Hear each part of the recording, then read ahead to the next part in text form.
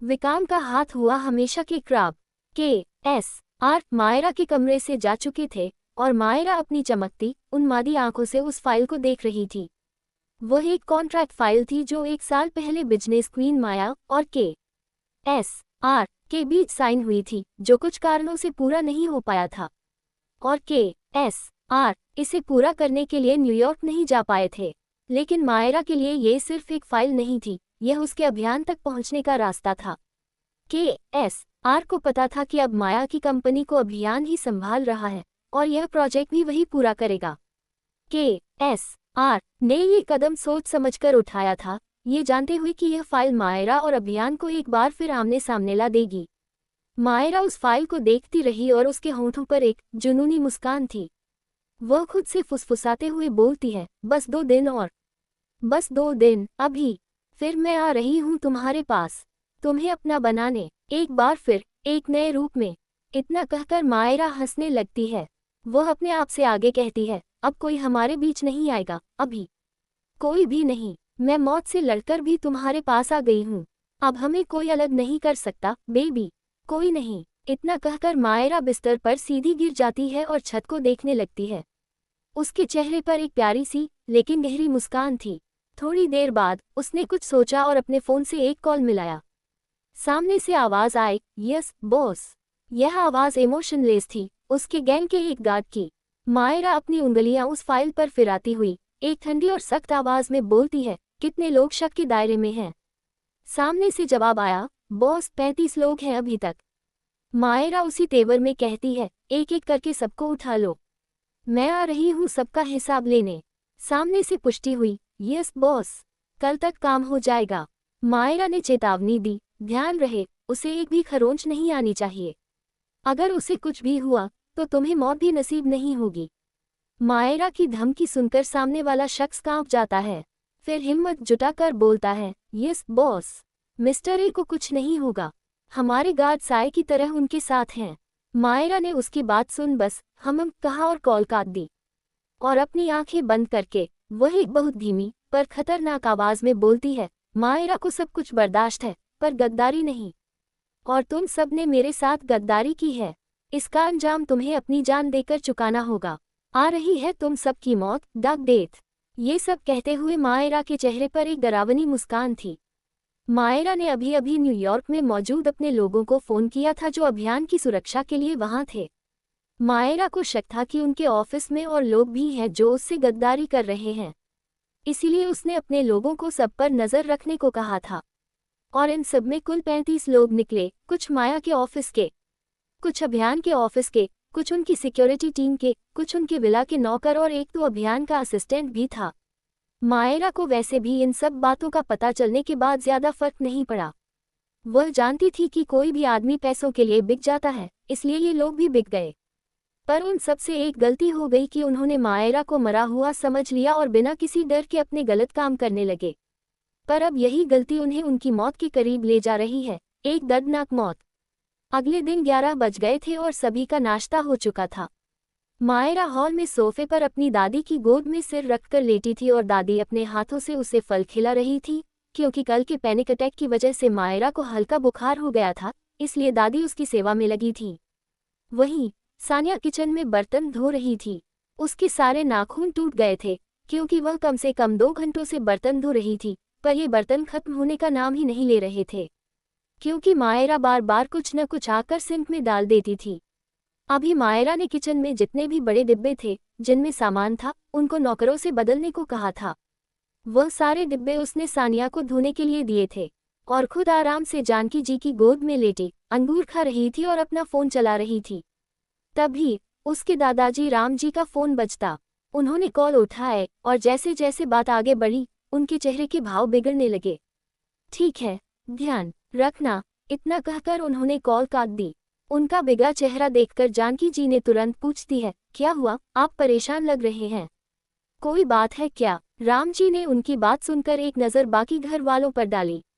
सब उन्हीं को देख रहे थे। मायरा भी अपनी गहरी नज़रों से उन्हीं को देख रही थी। राम जी एक गहरी सांस ली और कहा, आज सहाय परिवार दिन पर नहीं आएगा। गीता जी ने तुरंत पूछा, क्यों पापा जी, कोई बात है? कल तो उन्होंने बोला था कि वह आ जाएंगे। राम जी ने बताया, कल रात विक्रम पर हमला हुआ, जिसकी वजह से वह लोग आज नहीं आ रहे हैं। ये सुनकर सानिया, जो सबकी बातें सुन रही थी, बाहर आ गई। क्या विक्रम जी पर हमला हुआ है? वह ठीक तो है ना दादाजी? राम जी ने कहा, हाँ वह ठीक है, ज्यादा चोट नहीं आई है बस। जानकी जी ने पूछा, बस क्या कुछ और भी हुआ है? राम जी ने खुलासा किया, हाँ, उन लोगों ने उसकी पूरी कार पर एक तारांकन भी डाल दिया और उसमें आग लगा दी, और विक्रम पर भी हमला करने की कोशिश की, जिससे उसके एक हाथ पर एक तारांकन भी गिर गया और उसका पूरा हाथ इस वजह से खराब हो गया है। वह अभी घर पर है, पर डॉक्टर ने उसे उस हाथ का इस्तेमाल करने से मना किया है। अभी कुछ साफ नहीं है कि उसका हाथ ठीक हो भी पाएगा या नहीं। उनकी बात सुनकर घर में कुछ पल के लिए सन्नाटा छा जाता है। सब उनकी बात सुनकर बहुत डर गए थे, सिवाय के, और वह थी मायरा। उनकी बात सुनकर वह मुस्कुरा रही थी, उसकी आंखें चमक रही थीं। वह अपनी मुस्कान किसी से छुपा नहीं रही थी, बल्कि खुलकर मुस्कुरा रही थी। उसकी यह मुस्कान बहुत ही खतरनाक थी। जानकी जी की नज़र उस पर पड़ती है। उन्होंने तुरंत मायरा का चेहरा अपनी तरफ घुमा लिया और अपनी गोद में छुपा लिया। वह उसके सिर पर हाथ फेरने लगती है, ताकि कोई उसकी यह भयानक मुस्कान देख न पाए। जानकी जी बहुत समझदार थीं। उन्हें शक हो गया था कि इसमें मायरा का हाथ हो सकता है, क्योंकि र ने उन्हें कल की पूरी घटना बता दी थी। पर एक और इंसान था जिसने मायरा की वह मुस्कान देख ली थी। वह कोई अजनबी था और मायरा की उस मुस्कान को देखकर उसकी आंखें गहरी हो गई थीं। वहीं मायरा भी मुस्कुराते हुए जानकी जी को गले लगाकर अपनी आंखें बंद कर लेती है। दादाजी की बात सुनकर दीपा जी उन्हें देखकर कहती हैं, पापा, तो आप उन्हें कल लंच पर आने के लिए मना कर दीजिए।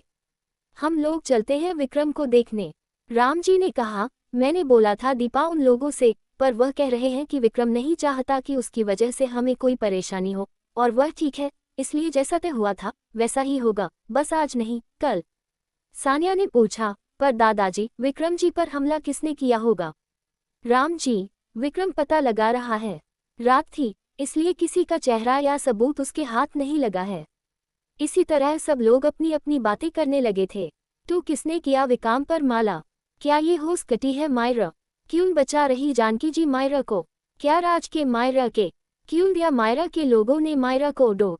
क्या करेगी मायरा रन 35 लवों के साथ? The real culprit, Manish Rathore.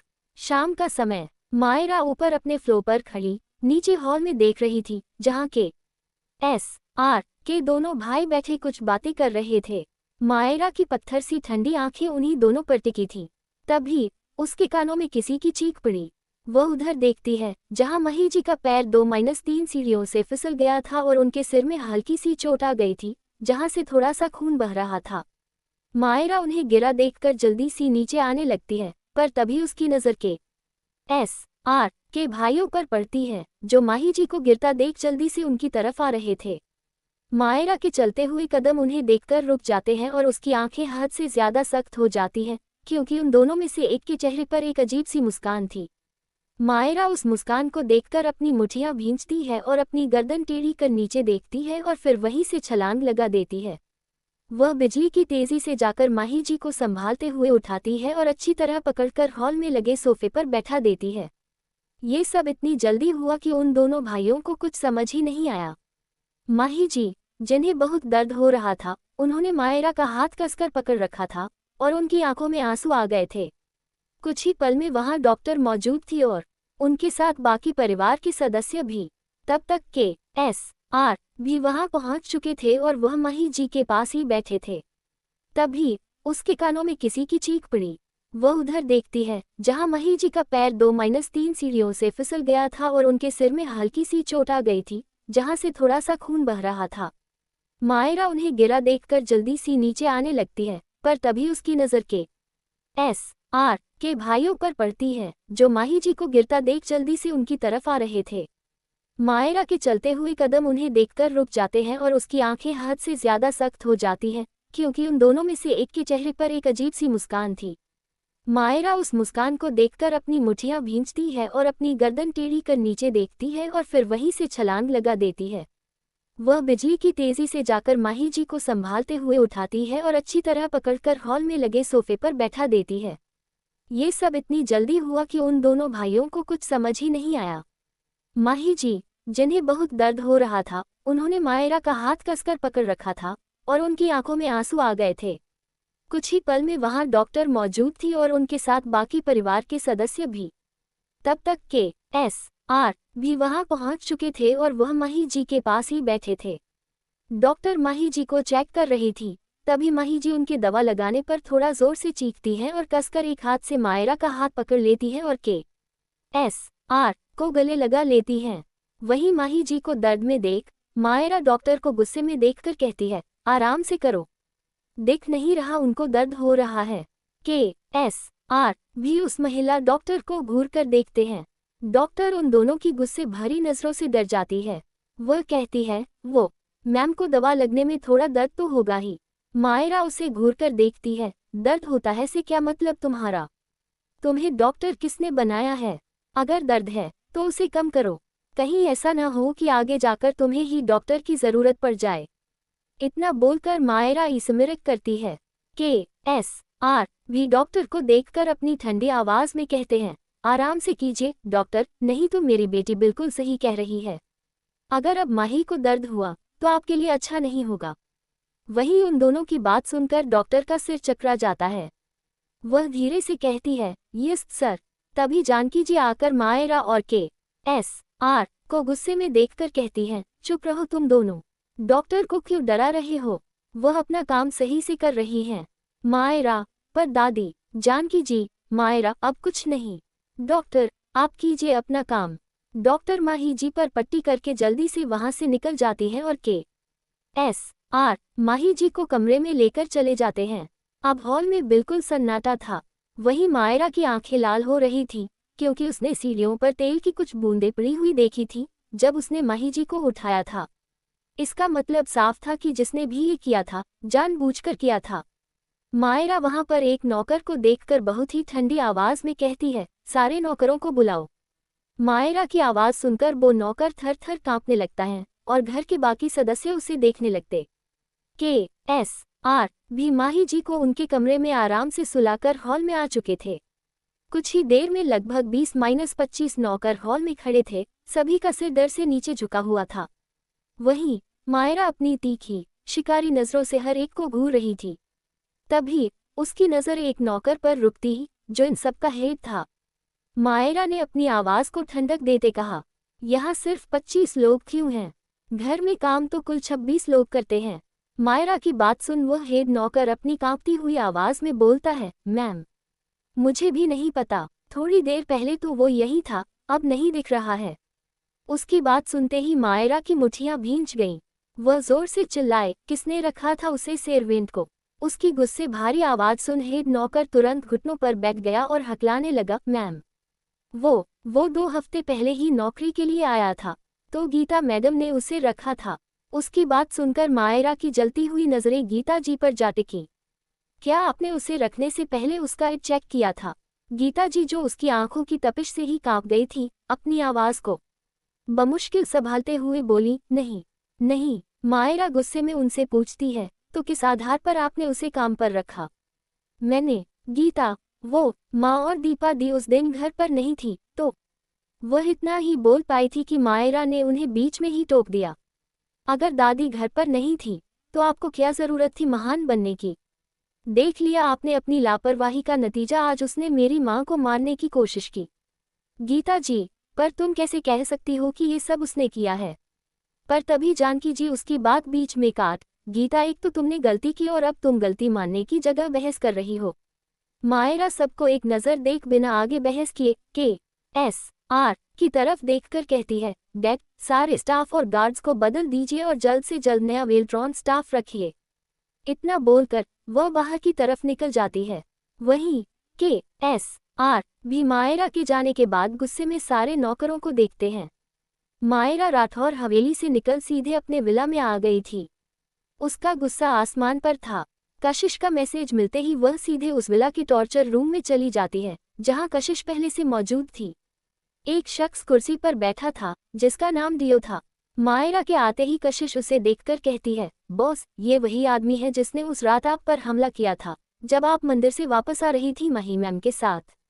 Myra ने कशिश की बात सुन गुस्से में उसे को घूरते हुए अपनी ठंडी आवाज में कहा, तो तुम्हें इसे पकड़ने में इतना समय लग गया? इतना स्लो काम करोगी तुम? जो दूसरा काम मैंने तुम्हें दिया था वह हुआ या नहीं? मायरा की गुस्से से भरी आवाज सुनकर कशिश समझ गई कि उसका मूड खराब है। उसने सिर नीचे करके कहा, सॉरी बॉस, इसे ढूंढने में थोड़ा समय लग गया। यह इंडिया से भागने की कोशिश में था, इसीलिए अब तक छुपा बैठा था। और जो अपना दूसरा काम था वह हो गया। थोड़ी देर में डीएनए रिपोर्ट आ जाएगी। मायरा उसकी बात सुन उस चेयर पर बैठे आदमी को देखती बिना वक्त गवाए उस शख्स के पास जाकर साइड में रखा एक स्क्रू ड्राइवर उठा और उसे उसकी जांघ में गुस्से से घुसा देती है, जिससे वह शख्स चीखने लगता है। मायरा उसकी चीख सुनकर रुकी नहीं, बल्कि उस स्क्रू ड्राइवर को और अंदर घुसाती रही और उसकी आंखों में देखकर वह बोलती है, सुना है तेरी चमड़ी बहुत मोटी है। तू कभी जिसके लिए काम करता है उसका नाम नहीं बताता। डियो उसकी बात सुन से कराहते हुए बोलता है, सही सुना है तूने। तू मुझे मार ही क्यों न दे, मैं कुछ नहीं बताऊंगा। उसकी बात सुन मायरा हंसते हुए बोली, कोई बात नहीं, मुझे जानना भी नहीं है तू किसके लिए काम करता है। बस आज मेरा मूड खराब है और तू उसे ठीक करेगा अपनी जान देकर। इतना कहकर मायरा ने वह औजार बाहर निकाला और दूसरी जगह घुसा दिया। आह! डियो जोर से चीखा। तुझे पता है, उस दिन मेरे साथ मेरी माँ भी थी कार में। अगर उन्हें कुछ हो जाता तो। इतना बोलकर मायरा ने फिर से वह औजार निकाला और दूसरी जगह घुसा दिया। उसकी आंखें गुस्से में लाल थी। इसी तरह मायरा ने 10-12 बार किया। मायरा का चेहरा और हाथ खून से सने हुए थे, पर उसकी आंखों में खून की प्यास अभी भी थी। उसने एक बार भी डियो से नहीं पूछा था कि वह किसके लिए काम करता है या उसने उसको मारने के लिए आदमी क्यों भेजे। डियो, जो शायद अपनी आखिरी सांस ले रहा था, दर्द से कराहते हुए बोलता है, प्लीज छोड़ दो, प्लीज, मैं बता रहा हूँ, वो सब मैंने मन। उसके इतना कहते ही मायरा स्क्रू ड्राइवर उसके गले में घुसा देती है, जिससे वह मर जाता। उसके मरते ही मायरा एक लात उसकी कुर्सी पर मारती, जिससे कुर्सी नीचे गिर जाती और मायरा अपने खून से सने हाथों से एक सिगरेट निकाल उसे जलाकर वह कश लेने लगती। उसका गुस्सा अब जाकर थोड़ा शांत हुआ था। उसे कोई दिलचस्पी नहीं थी उस इंसान के नाम जानने जिसने उसे मारने के लिए लोग भेजे थे। वहीं कशिश मायरा को उलझन से देख रही थी, क्योंकि मायरा ने बिना नाम जाने ही डियो को मार दिया था। उसने मायरा को देखकर पूछा, बॉस, आपने उसका नाम जाने बिना ही उसे क्यों मार दिया? वो बस नाम बताने है वाला था। मायरा कशिश के सवाल पर उसे अपनी लाल आंखों से देखती है और एक अजीब सी मुस्कान के साथ उसके पास जाती है, सिगरेट का धुआं उसके चेहरे पर छोड़ते हुए अपनी गहरी आवाज में उसे देखकर कहती है, तुम अभी उस काबिल नहीं हो जो मुझे समझ पाओ। और रही बात नाम जानने की, तो मुझे पता है ये सब कौन कर रहा है। इतना बोलकर मायरा खतरनाक तरीके से मुस्कुराने लगती है। वहीं कशिश की आंखें उसकी बात सुनकर बड़ी हो गई थी। उसने मायरा को देखकर पूछा, बॉस, आपको पता है इन सब के पीछे कौन है? कौन है वो, बॉस? मायरा ने उसका सवाल सुनकर उसके चेहरे की तरफ देखा। तभी एक गार्ड उस कमरे के अंदर आता है। Ma'am, DNA report. मायरा ने कशिश को रिपोर्ट लेने का इशारा किया, फिर पढ़ने का। कशिश ने रिपोर्ट ली और वह जैसे जैसे रिपोर्ट पढ़ रही थी, उसकी आंखें हैरानी बड़ी होती जा रही थी। वह सहम कर मायरा की तरफ देखती है, जो सोफे पर बैठी स्मोकिंग कर रही थी। मायरा उसे खुद की तरफ देखता पाकर मुस्कुराए और बोली, क्या आया है रिपोर्ट में? कशिश उसकी बात सुन हकलाते हुए बोलती है, बॉस, शान और सानिया का बाप कोई और नहीं, मनीष राठौर है, KSR सर का छोटा भाई। इतना सुनते ही मायरा हंसने लगती है। उसकी ये हंसी सच में बहुत खतरनाक थी। कैसे जानती थी मायरा मनीष के बेअमी? कब हुआ सैक मायरा को मंच पर? क्या इन सब के पीछे है मनीष? क्या KSR कोटा है मनीष के बेअमी? ए फ्लैट कैसे प्रेडा फैश करेगी मायरा मनीष का? He will pay for this। शहर से दूर अंधेरा कमरा, जो उस अनजान शख्स का अड्डा था जिसे अब आप सब जान ही चुके हैं, वह कोई और नहीं बल्कि शान और सानिया के पिता मनीष थे। कमरे का दरवाजा चरी की भयानक आवाज के साथ खुलता है और मिस्टर मनीष अंदर दाखिल होते हैं। हमेशा की तरह वहां मौत सा सन्नाटा और गहरा अंधेरा छाया हुआ था। मिस्टर मनीष ने जाकर एक अकेला बल्ब जलाया। उसकी धीमी रोशनी में पूरा कमरा उजागर हो गया, जहां दीवारों पर राठौर परिवार की बड़ी बड़ी तस्वीरें लगी थीं और सामने 6-7 बड़े आईने रखे थे। लाइट जलते ही मिस्टर मनीष की परछाई उन शीशों में दिखने लगी। काले कोट पैंट में खड़े मनीष की उन काली आंखों में नफरत, गुस्सा, लालच, बदला, एक वहशी जुनून और न जाने क्या क्या भाव साफ झलक रहे थे। मनीष की नज़र माही की तस्वीर पर जा टिकती और अचानक वह जोर जोर से हंसने लगते हैं। उनकी हंसी एक जंगली सनक से भरी थी। वह हंसते हंसते रुक गए और माही की तस्वीर के इतने करीब चले गए कि जैसे उसे छू रहे हों। माही, माही, उन्होंने फुसफुसाते हुए कहा, आज मैं तुम्हें छूने वाला था, अरसे बाद। तुम्हें छूता तो कितना सुकून मिलता, थोड़ा सा ही सही तुम्हें महसूस करता। फिर इतना कहते ही वह एक झटके में चीख पड़ते हैं, पर नहीं, हर बार की तरह आज भी मैं तुम्हें नहीं छू पाया।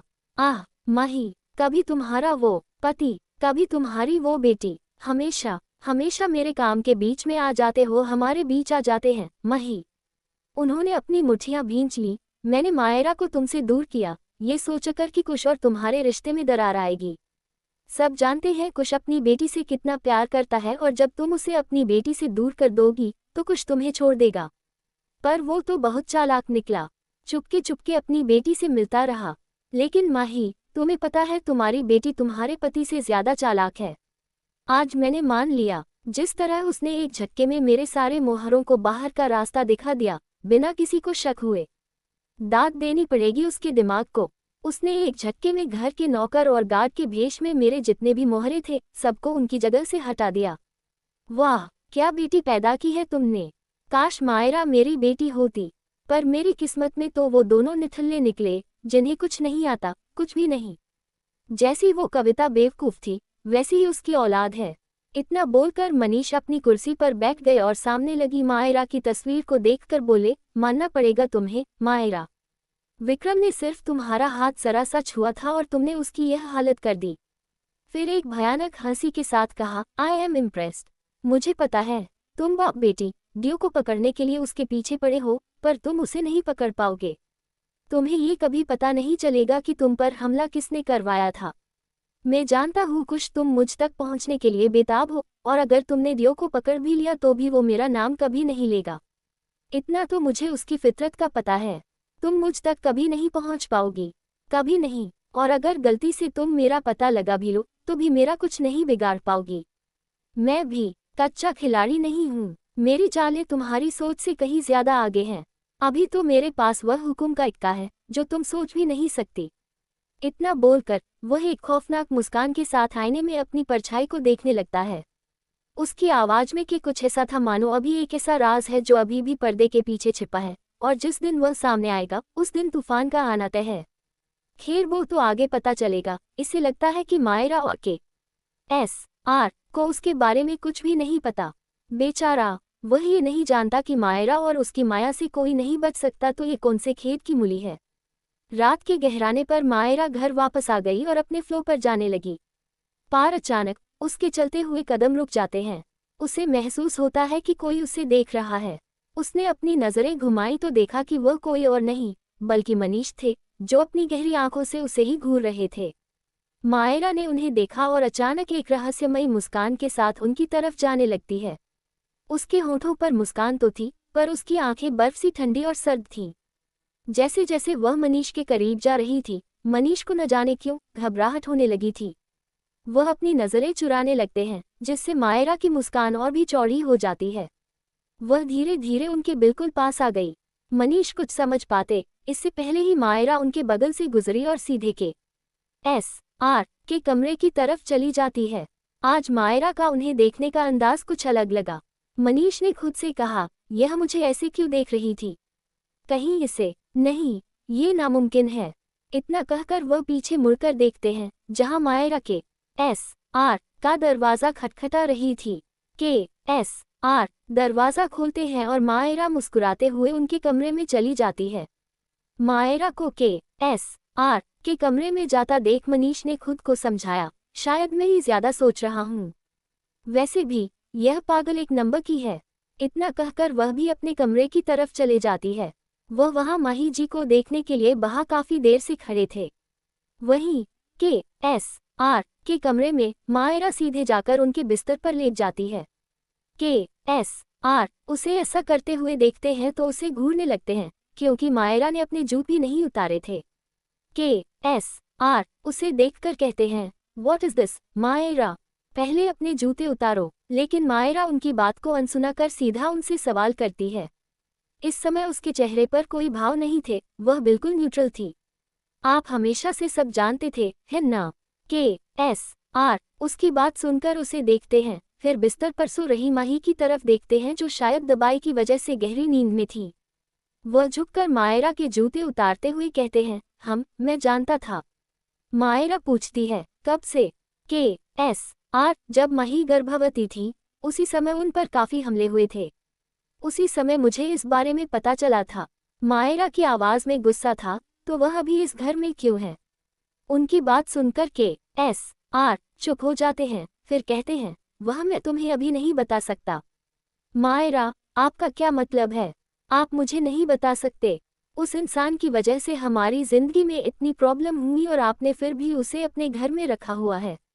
KSR मायरा, मेरे अपने रीजन हैं। मायरा ने गुस्से से कहा, मुझे कोई फर्क नहीं पड़ता आपके क्या कारण हैं, लेकिन अब वह बस्ती इस घर में नहीं रहेगा। ज्यादा दिन मैं उसे बर्दाश्त नहीं कर सकती, और नहीं करूंगी। ये कहते हुए उसकी नजरें माही पर ठहर जाती हैं और वह जाकर माही को गले लगा लेती है। KSR उसकी बात सुनकर कहते हैं, मायरा, यह इतना आसान नहीं है जितना तुम सोच रही हो। वह अकेला इन सब में नहीं है, हमें थोड़ा और इंतजार करना पड़ेगा। मायरा माही की चोट देखती है जिस पर पट्टी बंधी थी। मायरा उस चोट को सहलाते हुए बोलती है, no, he will pay for this, he will pay with his life. Myra की आवाज बहुत धीमी थी, पर बेहद खतरनाक। KSR मायरा से आगे कुछ नहीं कहते। वह जानते हैं कि अब मायरा उनकी कोई बात नहीं सुनेगी। वहीं मायरा माही को गले लगाए लगाए ही सो जाती है। KSR वही कमरे में बैठकर अपना ऑफिस का काम करने लगते हैं। अगले दिन राठौर हवेली में चहल पहल थी। सहाय परिवार आज गेट टुगेदर में आने वाला था और अब वे सानिया की ससुराल वाले भी थे, इसलिए घर की महिलाएं नहीं चाहती थीं कि किसी भी चीज में कोई कमी रह जाए। माही जी आज रोज से ज्यादा खुश थी, क्योंकि जब उन्होंने सुबह आंखें खोली तो उनकी प्यारी परी उनके पास एक छोटे बच्चे की तरह उन्हें गले लगाकर सो रही थी, जिसे देखकर उनके चेहरे पर जो मुस्कान आई थी वह अभी तक गई नहीं थी। 11 बजने को आए थे। मायरा देर से उठी थी, इसलिए वह अभी जिम में थी। थोड़ी देर में राठौर हवेली के बाहर लगातार 7-8 कारों का काफिला आकर रुकता है, जिसमें कोई और नहीं बल्कि सहाय परिवार था। एक एक करके सब लोग बाहर निकलते हैं, एक दूसरे से मिलते हैं और हॉल में जाकर बैठ जाते हैं। विक्रम, जिसका हाथ टूटा हुआ था फिर भी बंदा बड़ा बेशरम था, पूरी तरह से सजा धजा आया था, जैसे अपनी दुल्हन को देखने आया हो। विक्रम के दादा दादी मायरा के दादा दादी से बातें कर रहे थे, बाकी सब आपस में बात कर रहे थे। तभी सबके कानों में एक तीखी आवाज पड़ी, मेरा प्रोटीन शेक कहाँ है? यह आवाज किसी और की नहीं बल्कि मायरा की थी, जो अपने प्रोटीन का बहुत देर से इंतजार कर रही थी। जब कोई उसका प्रोटीन शेक लेकर नहीं आया तो वह गुस्से में खुद ही नीचे आ गई। लेकिन अभी उसकी नज़र हॉल में बैठे मेहमानों पर नहीं गई थी। सबकी नज़र मायरा की आवाज़ सुनकर उसकी तरफ चली गई। पसीने से भीगी मायरा अपने जिम आउटफिट में थी, एक काली ट्राउजर्स, ऊपर टैंक टॉप के साथ खुली क्रॉप जैकेट जिसमें उसके एब्स साफ दिख रहे थे। मायरा का पूरा चेहरा लाल था, कुछ गुस्से में और कुछ जिम करने की वजह से। सब मायरा को देख रहे थे, कोई उसे देखकर खुश था, पर किसी की नज़रों के भाव बहुत अलग थे। वह था विक्रम। मायरा को देखकर उसकी आंखों के भाव अजीब हो गए थे। वह ऊपर से नीचे तक मायरा को देख रहा था। उसकी नज़रों में अब मायरा को पाने का पागलपन साफ दिख रहा था। वहीं मायरा की आवाज़ सुनकर माही जी किचन से बाहर आती हैं और उसे उसका प्रोटीन शेक देती हैं। मायरा प्रोटीन शेक लेकर वापस ऊपर जाने लगती है, पर तभी उसे सोना की आवाज़ सुनाई देती है, मायू दी। क्या रिएक्शन होगा मायरा का सबको डाउट। क्यों KSR रखे हुए मनीष को अपने GR में? क्या अभी कोई राज है जो है और के पीछे? पजेसिव दैट मायरा अपना प्रोटीन शेक लेकर ऊपर जा रही थी, पर सोना की प्यारी आवाज़ सुनकर मायरा अपने प्रोटीन शेक के साथ वहीं थम जाती है। उसने पलट कर देखा तो उसकी नज़रें पूरे राठौर परिवार पर पड़ी और फिर एक जगह जाकर थम गई, विक्रम के हाथ पर, जिस पर पट्टी बंधी थी। उस चोट लगे हाथ को देखकर मायरा के चेहरे पर एक माइस्ट्रियस पर हल्की सी मुस्कान आ जाती है। तभी सोना ने फिर से पुकारा, मायूदी। इस मासूम आवाज़ को सुन मायरा का ध्यान विक्रम के हाथ से हट सोना की तरफ चला जाता है। वह सीढ़ियों से उतरकर उसके पास जाने लगती है, पर तभी किसी ने उसका हाथ पकड़ लिया। मायरा चौंक गई और पलट कर देखा तो वह कोई और नहीं बल्कि KSR थे, जो उसे एक गहरी पर नर्म नजरों से देख रहे थे। मायरा ने उन्हें देखा और अपनी एक भान उठाकर पूछा, क्या हुआ? KSR ने मायरा को देखते हुए अपनी गंभीर आवाज में कहा, कहाँ जा रही हो? मायरा ने उनकी बात सुन बड़े ही चिल अंदाज में मुस्कुराते हुए कहा, कहाँ जा रही हूँ से क्या मतलब है? आपको दिख नहीं रहा? घर में मेहमान आए हैं, बस उनसे मिलने जा रही हूँ। क्यों, कोई दिक्कत है क्या? वहीं सब लोग उनकी यह बातचीत सुन रहे थे, लेकिन किसी को कुछ समझ नहीं आ रहा था।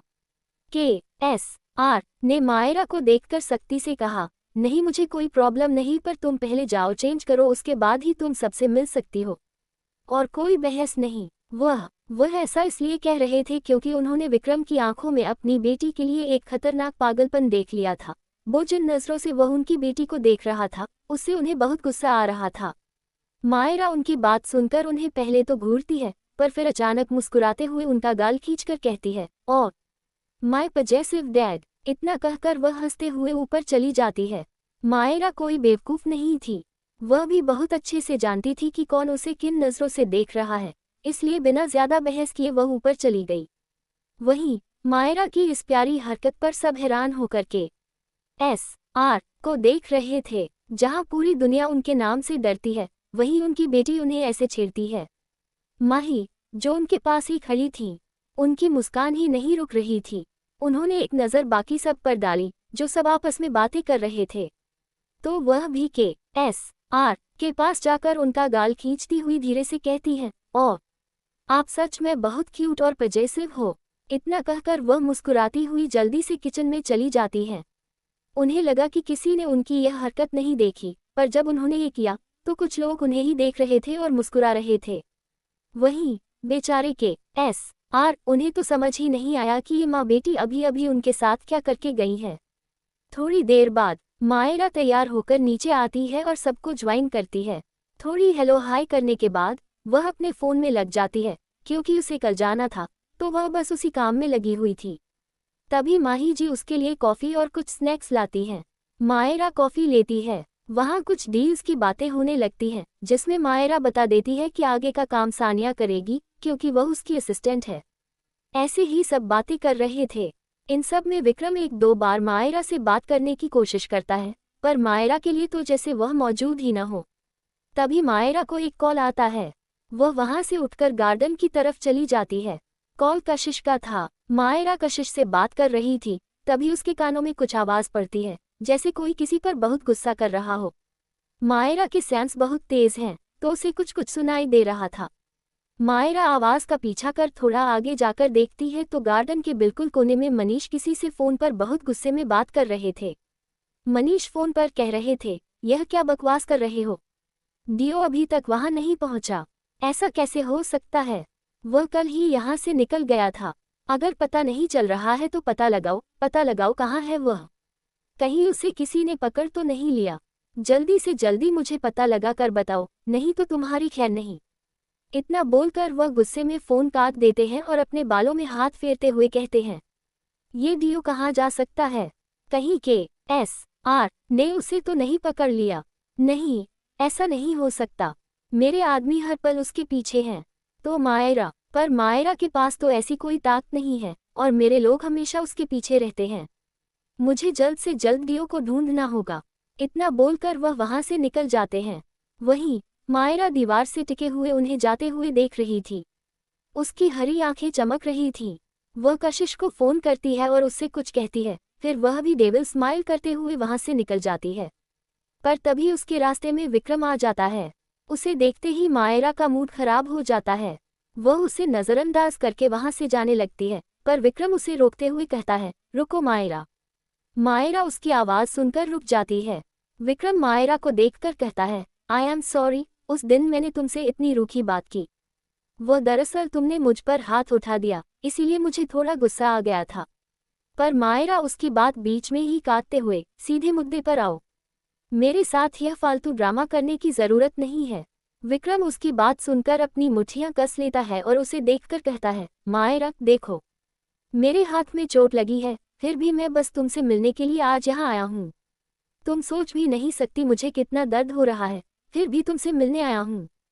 तो क्या तुम मुझसे थोड़ा अच्छे से बात नहीं कर सकती? मायरा, बिल्कुल नहीं, मुझे तुम्हारे पास खड़े होने में भी घिन आती है, तो बात करने की तो दूर की बात है। विक्रम उसकी बात सुनकर खुद को शांत कर लेता है। मायरा, क्या तुम प्लीज एक बार हमारे बारे में नहीं सोच सकती? अभी भी कुछ नहीं बिगड़ा है। उसकी बात सुनकर मायरा गुस्से में कहती है, ओह जस्ट शट अप। बंद करो अपनी यह बकवास। तुम्हें समझ नहीं आता कि मैं तुम में बिल्कुल दिलचस्पी नहीं रखती हूँ, इसीलिए अपना ये गटर जैसा मुंह मेरे सामने बार बार मत खोला करो, गॉट इट? इतना बोलकर मायरा वहां से जाने लगती है, पर तभी विक्रम उसके सामने आ जाता है पर उसका हाथ नहीं पकड़ता। मायरा, क्या तुमने जो कल कहा वह सच था? मायरा को अब गुस्सा आने लगा था। वह उसकी तरफ देखकर गुस्से से कहती है, बहुत जल्द तुम्हें पता चल जाएगा कि मायरा कभी झूठ नहीं बोलती। इतना बोलकर मायरा वहां बिना कुछ सुने चली जाती है। वहीं मायरा के जाने के बाद विक्रम अपने दूसरे हाथ का मुक्का बनाकर दीवार में मारता है। आखिर यह इतनी कैसे बदल गई है? मैं इससे इतना प्यार से बात करता हूँ, फिर भी यह मेरी बात नहीं सुन रही। क्या करूँ मैं? फिर खुद को शांत कर। नहीं नहीं, अगर यह सीधी तरह से नहीं मान रही है तो मैं कुछ ऐसा करूँगा जिससे यह मेरी बनने पर मजबूर हो जाए। इतना बोलकर विक्रम खतरनाक तरीके से मुस्कुराने लगता है। डाइनिंग एरिया, सब लोग लंच के लिए टेबल बैठे थे, जो तरह तरह के पकवानों से भरी थी। मायरा, जिसका मूड पहले से ही खराब था, उसने सामने रखी डिशों को देखा और माही जी की तरफ देखकर बोली, क्या बस यही बना है?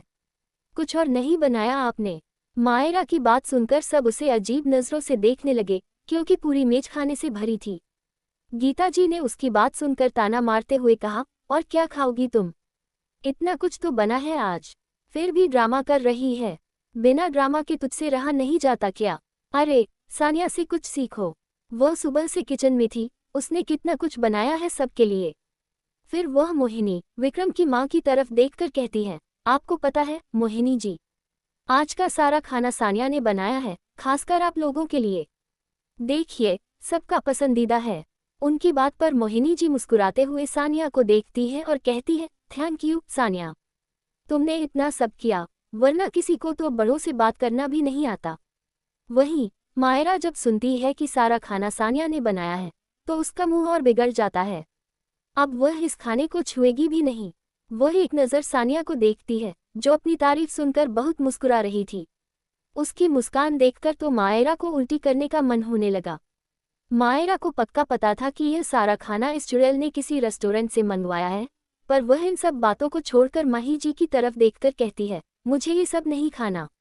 माही जी उसकी बात सुनकर अपनी जगह से उठकर उसकी तरफ देखकर कहती है, क्या खाएगी तुम?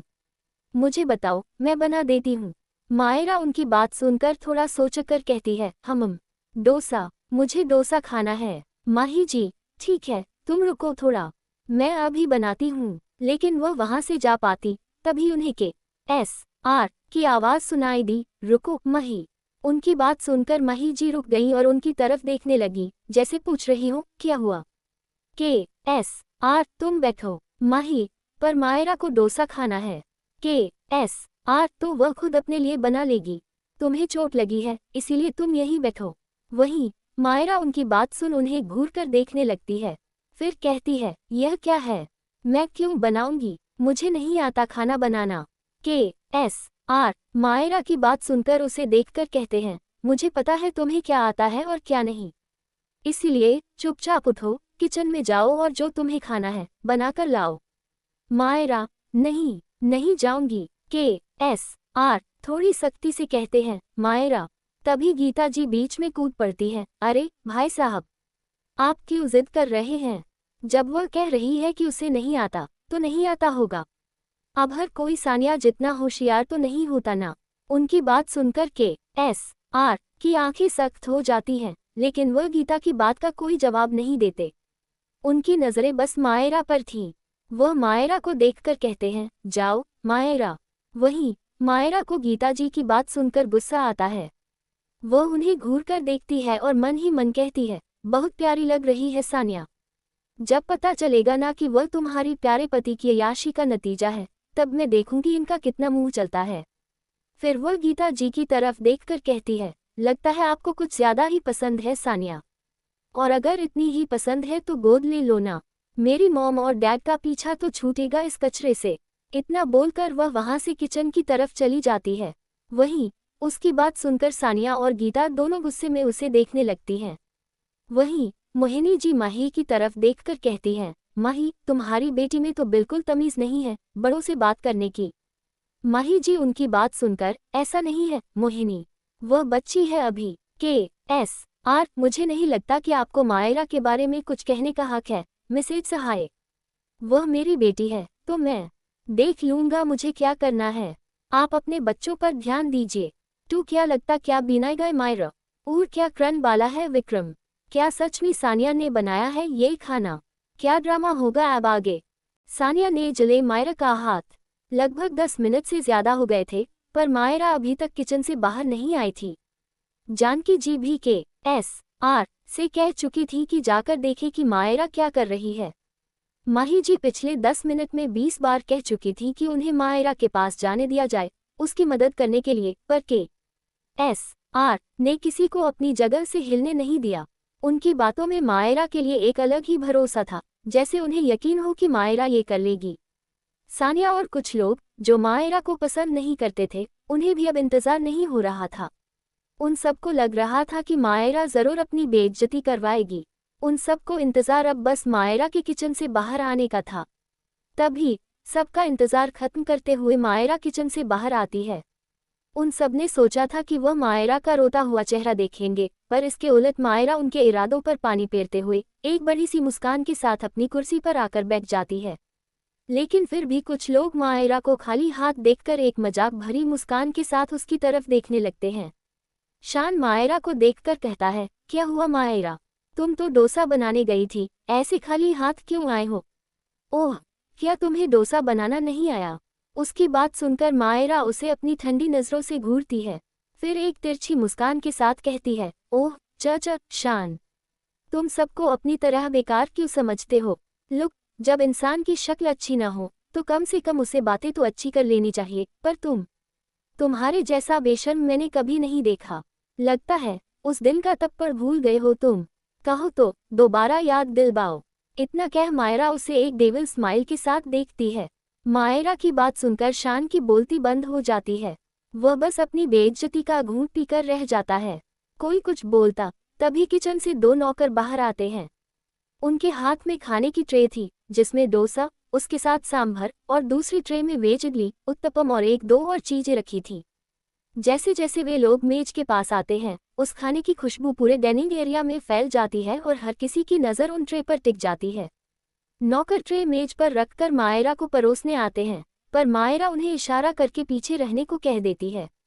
पूरी मेज पर तरह तरह के खाने से भरी थी, लेकिन वे सब अब मायरा के खाने के आगे फीके लग रहे थे। मायरा का बनाया हुआ खाना इतना फ्रेश, स्वादिष्ट और लजीज लग रहा था कि सबके मुंह में पानी आ गया था। सानिया, गीता और मोहिनी का तो मुंह ही उतर गया मायरा के खाने को देखकर।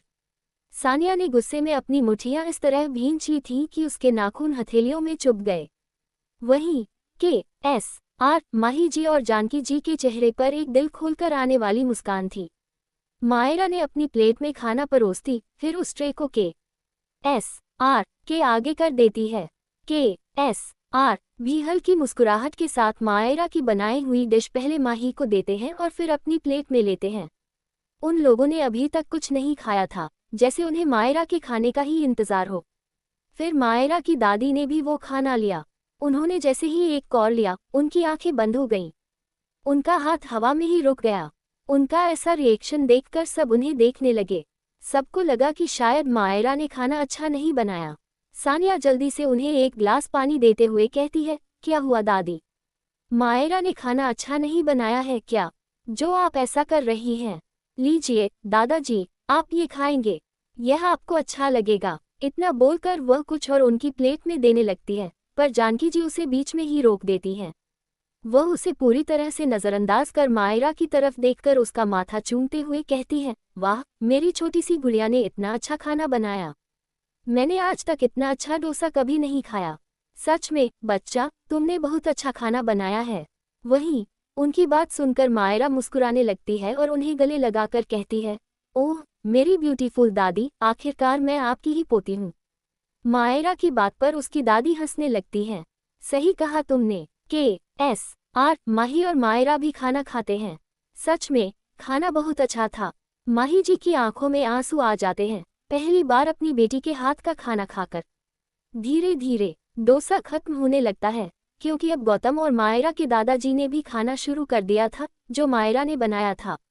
वहीं सोना, जो अपनी ललचाई नजरों से कभी डोसा देखती तो कभी मायरा को, उसका बहुत मन कर रहा था डोसा खाने का। मन तो सबका कर रहा था, पर उनकी किस्मत में कहाँ था। मायरा सोना को देखती है, जिसकी नजरें डोसे से हट नहीं रही थी। उसे देखकर मायरा के चेहरे पर मुस्कान आ जाती है। वह मुस्कुराते हुए अपनी जगह से उठकर सोना को डोसा देती है और उसके गाल खींचती है, पर कुछ कहती नहीं। वहीं अपनी प्लेट में डोसा देखकर सोना के चेहरे पर 440 वोल्ट की मुस्कान आ जाती है और वह मायरा को देखकर थैंक यू बोलकर खाने लगती है। उसके साथ उसका भाई यश भी उससे लड़ते हुए डोसा खाने लगता है। अबीर और यानिका जी भी खाते हैं। सब मायरा की तारीफ करते नहीं थक रहे थे, और इन्हीं सब में मायरा का बनाया हुआ खाना कब खत्म हो गया, पता भी नहीं चला।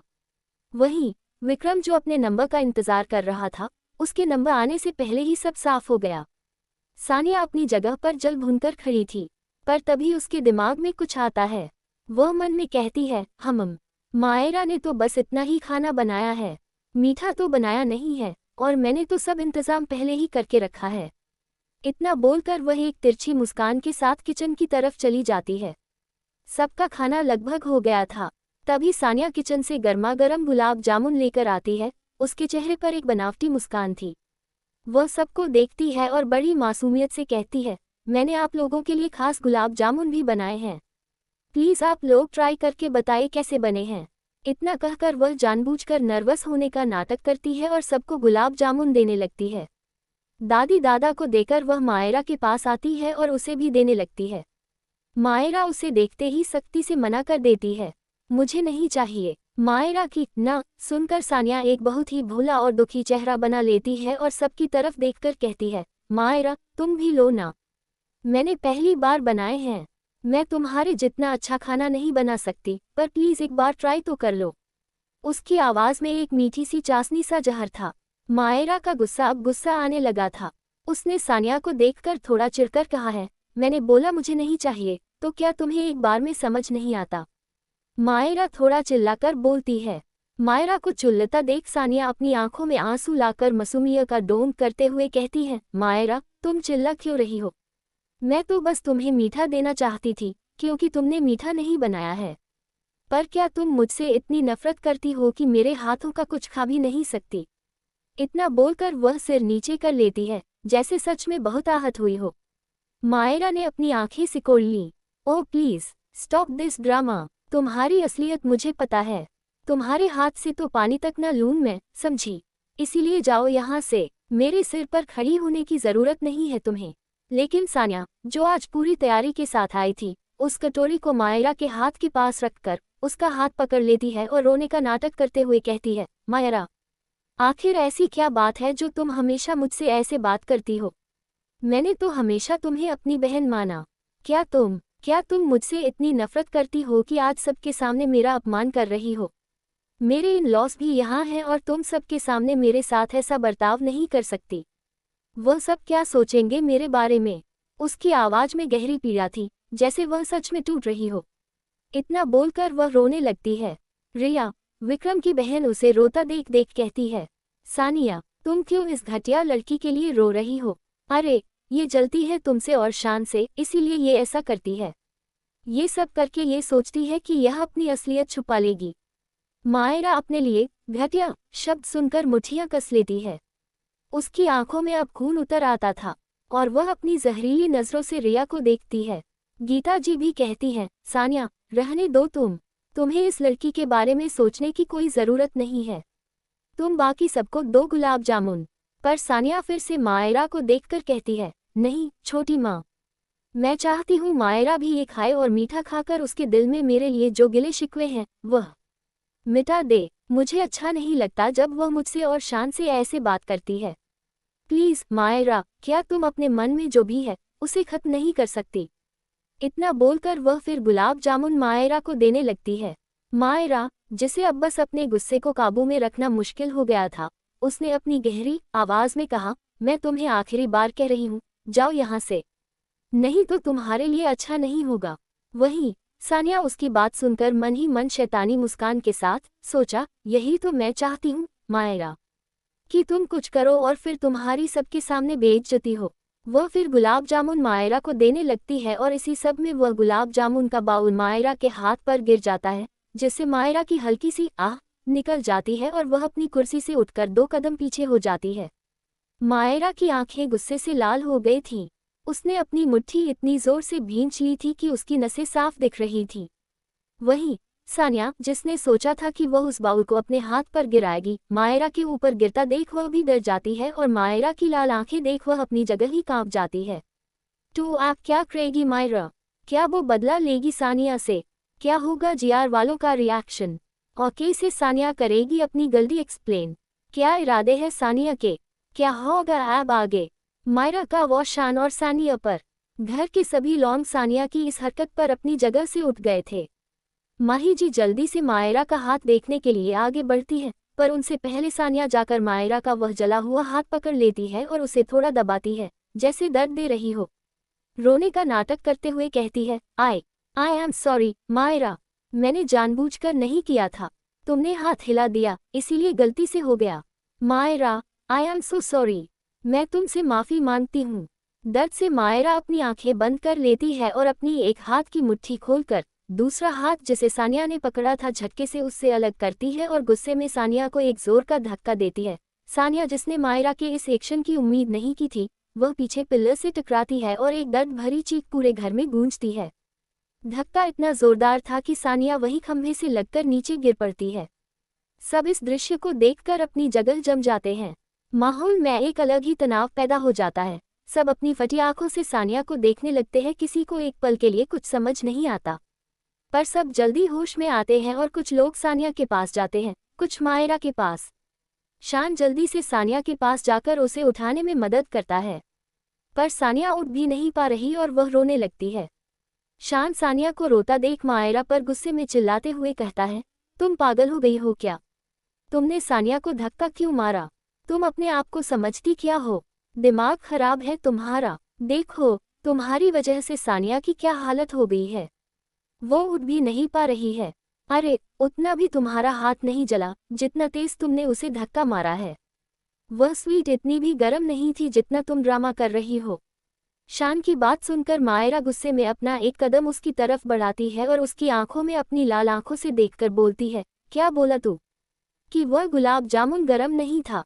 यही बोला ना तूने कि मैं ड्रामा कर रही हूँ? रुक, मैं अभी तुझे बताती हूँ कि वह कितना गरम था और कौन ड्रामा कर रहा है। इतना बोलकर मायरा गुस्से में अपनी गर्दन को टेढ़ा करके उस गुलाब जामुन के बाउल को देखती है, जो अभी भी आधी भरी थी। मायरा उस बाउल को उठाती है और सीधा जाकर सानिया के मुंह पर फेंक कर मारती है और वह गरम गरम चाशनी अपने चेहरे पर पड़ते ही सानिया दर्द से चिके मारने लगती है। एक सेकंड में ही उसका पूरा चेहरा लाल हो जाता है। वह पूरी चाशनी से भर जाती है। मायरा उसके पास जाकर उसके गाल को पकड़कर जोर से दबाते हुए कहती है, अब पता चला कि कितना गर्म था और कितना ठंडा। बता अपने इस भाई को कि तुझे अब कैसा लग रहा है। फिर मायरा अपनी डार्क आंखों से उसे देख आगे कहती है, बहुत ज्यादा ही मीठा पसंद है तुम्हें। इतनी देर से मीठा खा लो, मीठा खा लो, सिर पर चुड़ैल की तरह खड़ी थी, अब खा मीठा। इतना बोलकर मायरा आसपास देखती है तो 1-2 गुलाब जामुन नीचे पड़े होते हैं। मायरा उन्हें उठाकर सानिया के मुंह में दोसते हुए कहती है, खा मीठा। ले, मुझे नहीं, तुझे इसकी जरूरत है, ये ले, खा। इतना बोलकर वह और गुस्से में खिलाने लगती है। वहीं सानिया की तो हालत पतली हो गई थी। उसके पूरे चेहरे पर जलन हो रही थी। जलन की वजह से वह कुछ बोल भी नहीं पा रही थी और जिस तरह मायरा ने उसका चेहरा पकड़ा था, उसे बहुत दर्द हो रहा था। शान अपनी बहन की यह हालत देखकर गुस्से से पागल हो जाता है। गुस्से में उसका चेहरा लाल हो जाता है। वह मायरा को सानिया से अलग करते हुए उसे जोर से धक्का देते हुए कहता है, तू दूर हट मेरी बहन से। क्या कर रही है तू? तेरा दिमाग खराब हो गया है। तूने मेरी बहन का चेहरा जला दिया। अरे, पागल है क्या तू? अगर तूने दोबारा मेरी बहन को छुआ भी ना, तो तेरे लिए अच्छा नहीं होगा, समझी? मैंने बहुत देख लिया तेरा ड्रामा, पर आज तूने हद कर दी। वहीं मायरा, जिसे शान की इन बातों से कोई फर्क नहीं पड़ता, पर उसके खुद को छूने पर मायरा की नस नस में गुस्सा भर जाता है। उसका आसपास का माहौल एकदम डरावना हो जाता है और उसकी आंखें गहरी हो जाती हैं। वह अपनी उन्हीं गहरी आंखों से शान को देखकर गुस्से से कहती है, तेरी हिम्मत कैसे हुई मुझे छूने की। इतना बोलकर वह अपना एक कदम शान की तरफ बढ़ाती है। शान उसकी बात को गुस्से में हंसते हुए उड़ाते हुए कहता, क्यों, तू क्या है कहीं की महारानी जो मैं तुझे छू नहीं सकता। बोल, कौन है तू और क्या कर लेगी अगर मैंने तुझे छू भी लिया। इतना बोलकर वह मायरा को उसके कंधे से धक्का देता है। बोल ना, क्या कर लेगी। इतना बोलकर वह एक और धक्का देता है। मायरा बस उसे अपनी खतरनाक नजरों से देख रही थी। मायरा उसे देखकर एक गहरी आवाज में कहती है, आई से डोंट टच मी। लेकिन शान उसे एक और धक्का देते हुए शैतानी मुस्कान के साथ कहता है, क्या हुआ, बस बातें ही बनानी आती हैं। बोल, तुझे ये बता कि क्या कर लेगी अगर मैंने तुझे छू लिया। देख, मैं तो तुझे 2-3 बार छू चुका हूँ। बोल ना, क्या कर लेगी। इतना बोलकर वह एक और धक्का देता है। वीर शान की इस हरकत पर उसे रोकते हुए गुस्से से कहता है, शान रुक जाओ, बंद करो अपनी ये हरकत। पर शान, जिसका शायद आज दिमाग फिर गया था, वह मायरा को एक और धक्का देते हुए कहता है, तारांकन क्या हुआ, तेरी बोलती बंद हो गई। बोल, क्या कर लेगी तू अब, मैं तुझे इतनी बार छू चुका हूँ। बोल ना, क्या कर लेगी, मुझे भी जानना है तू क्या कर सकती है। मायरा अब तक 3-4 कदम पीछे आ चुकी थी और ये लोग हॉल में आ गए थे। सबने शान को रोकने की कोशिश की, पर वह किसी की नहीं सुन रहा था। शान हंसते हुए मायरा को धक्का मारने के लिए अपना हाथ उठाता है, पर तभी उसे अपने हाथ पर किसी की पकड़ महसूस होती है। ये पकड़ इतनी तेज थी कि एक ही पल में शान का हंसता हुआ चेहरा पीला पड़ जाता है। वह सामने देखता है तो मायरा थी, जिसने उसका हाथ पकड़ा हुआ था। मायरा के चेहरे पर एक अजीब सी डरावनी मुस्कान थी, जिसे देखकर शान की रीढ़ की हड्डी तक कांप जाती है। मायरा अपनी गहरी डरावनी आंखों से शान को देखते हुए कहती है, बहुत उछल कूद कर रहा है ना तू। तुझे जानना है कि तू मुझे क्यों नहीं छू सकता और तुझे बहुत खुजली हो रही है ये जानने की कि मैं क्या कर सकती हूँ।